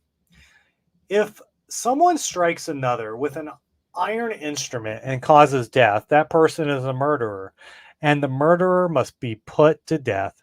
If someone strikes with a death dealing stone in the hand and death results, that person is a murderer, and the murderer must be put to death. If someone strikes another with a death dealing club in the hand and death results, that person is a murderer, and the murderer must be put to death. The avenger of blood is the one who will kill the murderer, putting the individual to death on sight. If someone pushes another out of hatred, or throws something from an ambush and death results, or strikes another with the hand out of enmity and death results, the assailant must be put to death as a murderer. The avenger of blood will kill the murderer on sight. However, if someone pushes another out of malice, after ere forethought, let me read that over. However, if someone pushes another without malice, aforethought, or without lying in ambush throws some object at another, or without seeing drops upon another some death dealing stone, and death results, although there was neither enmity nor malice, the community will judge between the assailant and the avenger of blood in accordance with these norms. The community will deliver the homicide from the avenger of blood, and the community will return the homicide to the city of asylum where the latter had fled. And the individual will stay there until the death of the high priest, who has been anointed with sacred oil. If the homicide leaves at all the boundaries of the city of the asylum to which flight had been made, and is found by the avenger of blood beyond the bounds of the city of asylum, and the avenger of blood kills the homicide, the avenger incurs no blood guilt. For the homicide was required to stay in the city of asylum until the death of the high priest. Only after the death of the high priest may the homicide return to the land of the homicide's possession. This is the statute for you throughout all your generations, whenever you live, for rendering judgment. Whenever someone kills another, the evidence of witnessing is required to kill the murderer. A single witness does not suffice for putting a person to death. You will not accept compensation in place of the life of a murderer who deserves to die, but that person must be put to death. Nor will you accept compensation to allow one who has fled to a city of asylum to return to live in the land before the death of the high priest. You will not pollute the land where you live, for bloodshed pollutes the land, and the land can have no expiation for the bloodshed, except through the blood of the one who shed it. You do not defile the land in which you live, and in the midst of which I dwell. For I, the Lord, dwell in the midst of the Israelites.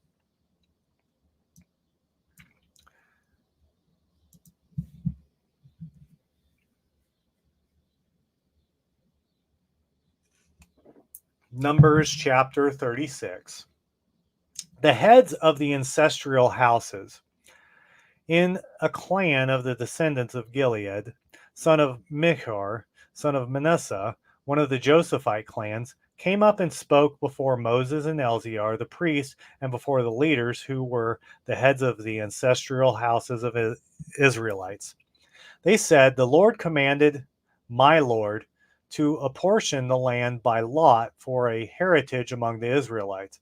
And my Lord was commanded by the Lord to give the heritage of Zelophehad our kinsmen to his daughters.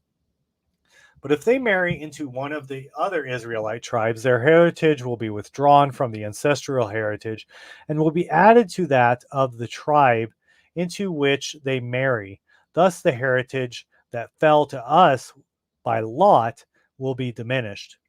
When the Israelites celebrate the Jubilee year, the heritage of these women will be added to that of the tribe in which they marry, and their heritage will be withdrawn from that of our ancestral tribe. So Moses commanded the Israelites at the direction of the Lord, the tribe of the Josephites are right in what they say. This is what the Lord commands with regard to the daughters of Zelophehad. They may marry anyone they please, provided they marry into a clan at their ancestral tribe, so that no heritage of the Israelites will pass from one tribe to another, but all the Israelites will retain their own ancestral heritage. Every daughter who inherits property in any of the Israelite tribes will marry someone belonging to a clan of her own ancestral tribe, in order that all the Israelites may remain in possession of their own ancestral heritage. Thus, no heritage will pass from one tribe to another, but all the Israelite tribes will retain their own ancestral heritage. The daughters of Zelophehad did exactly as the Lord commanded Moses. Milhah, Tizhah, Haglah, Milcah, and Noah, Zelophehad's daughters, married sons of their uncles on their father's side. They married within the clans of the descendants of Manasseh, son of Joseph. Hence their heritage remained in the tribe of their father's clan.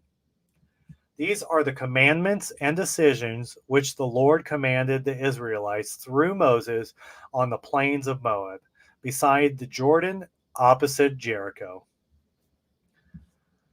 Whew! That was pretty close. 340. I said 330. It's not too bad. So I'm going to do the prayer.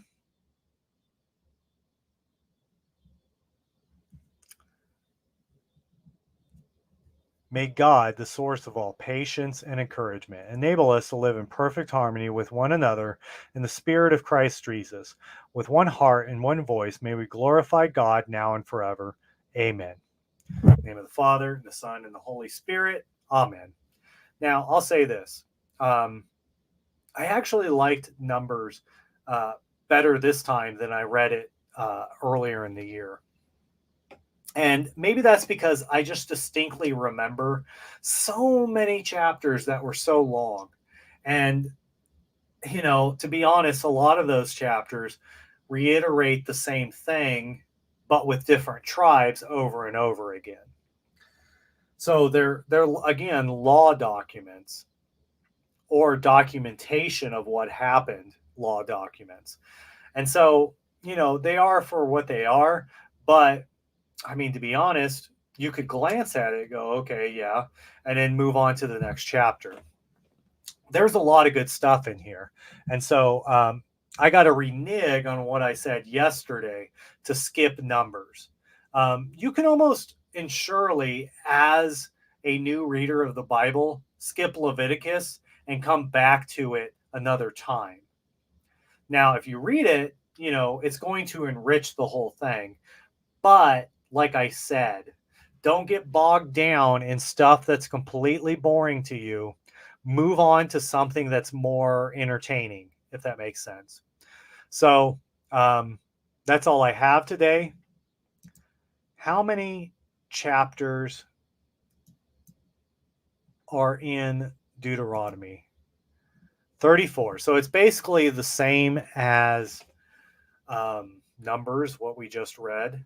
I will say I like Deuteronomy better than Numbers from what I remember, like a few months ago.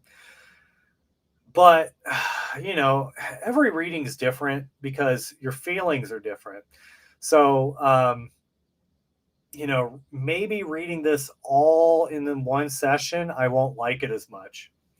Now, I will say I've liked every book better reading it in one session because you see how the story progresses in one session. You know, you're not spending a week or two reading the entire book. But that's where we will leave off today. Oh, Imagine says the King James is superior and much closer to anything Catholic has become, coming directly from its Hellenistic grassroots connections. Hellenistic Greek grassroots, much closer to the original text in its translation. Well, there are many translations of the Bible that use uh, Greek, the Greek transcripts. And one thing I would point out about the King James Version, um, especially versions today, they don't even have the entire Septuagint. So, is it really superior or closer to anything Catholic has become? What do you mean by become? The Bible came directly from the Catholics to you. Just saying, learn a little history. Out.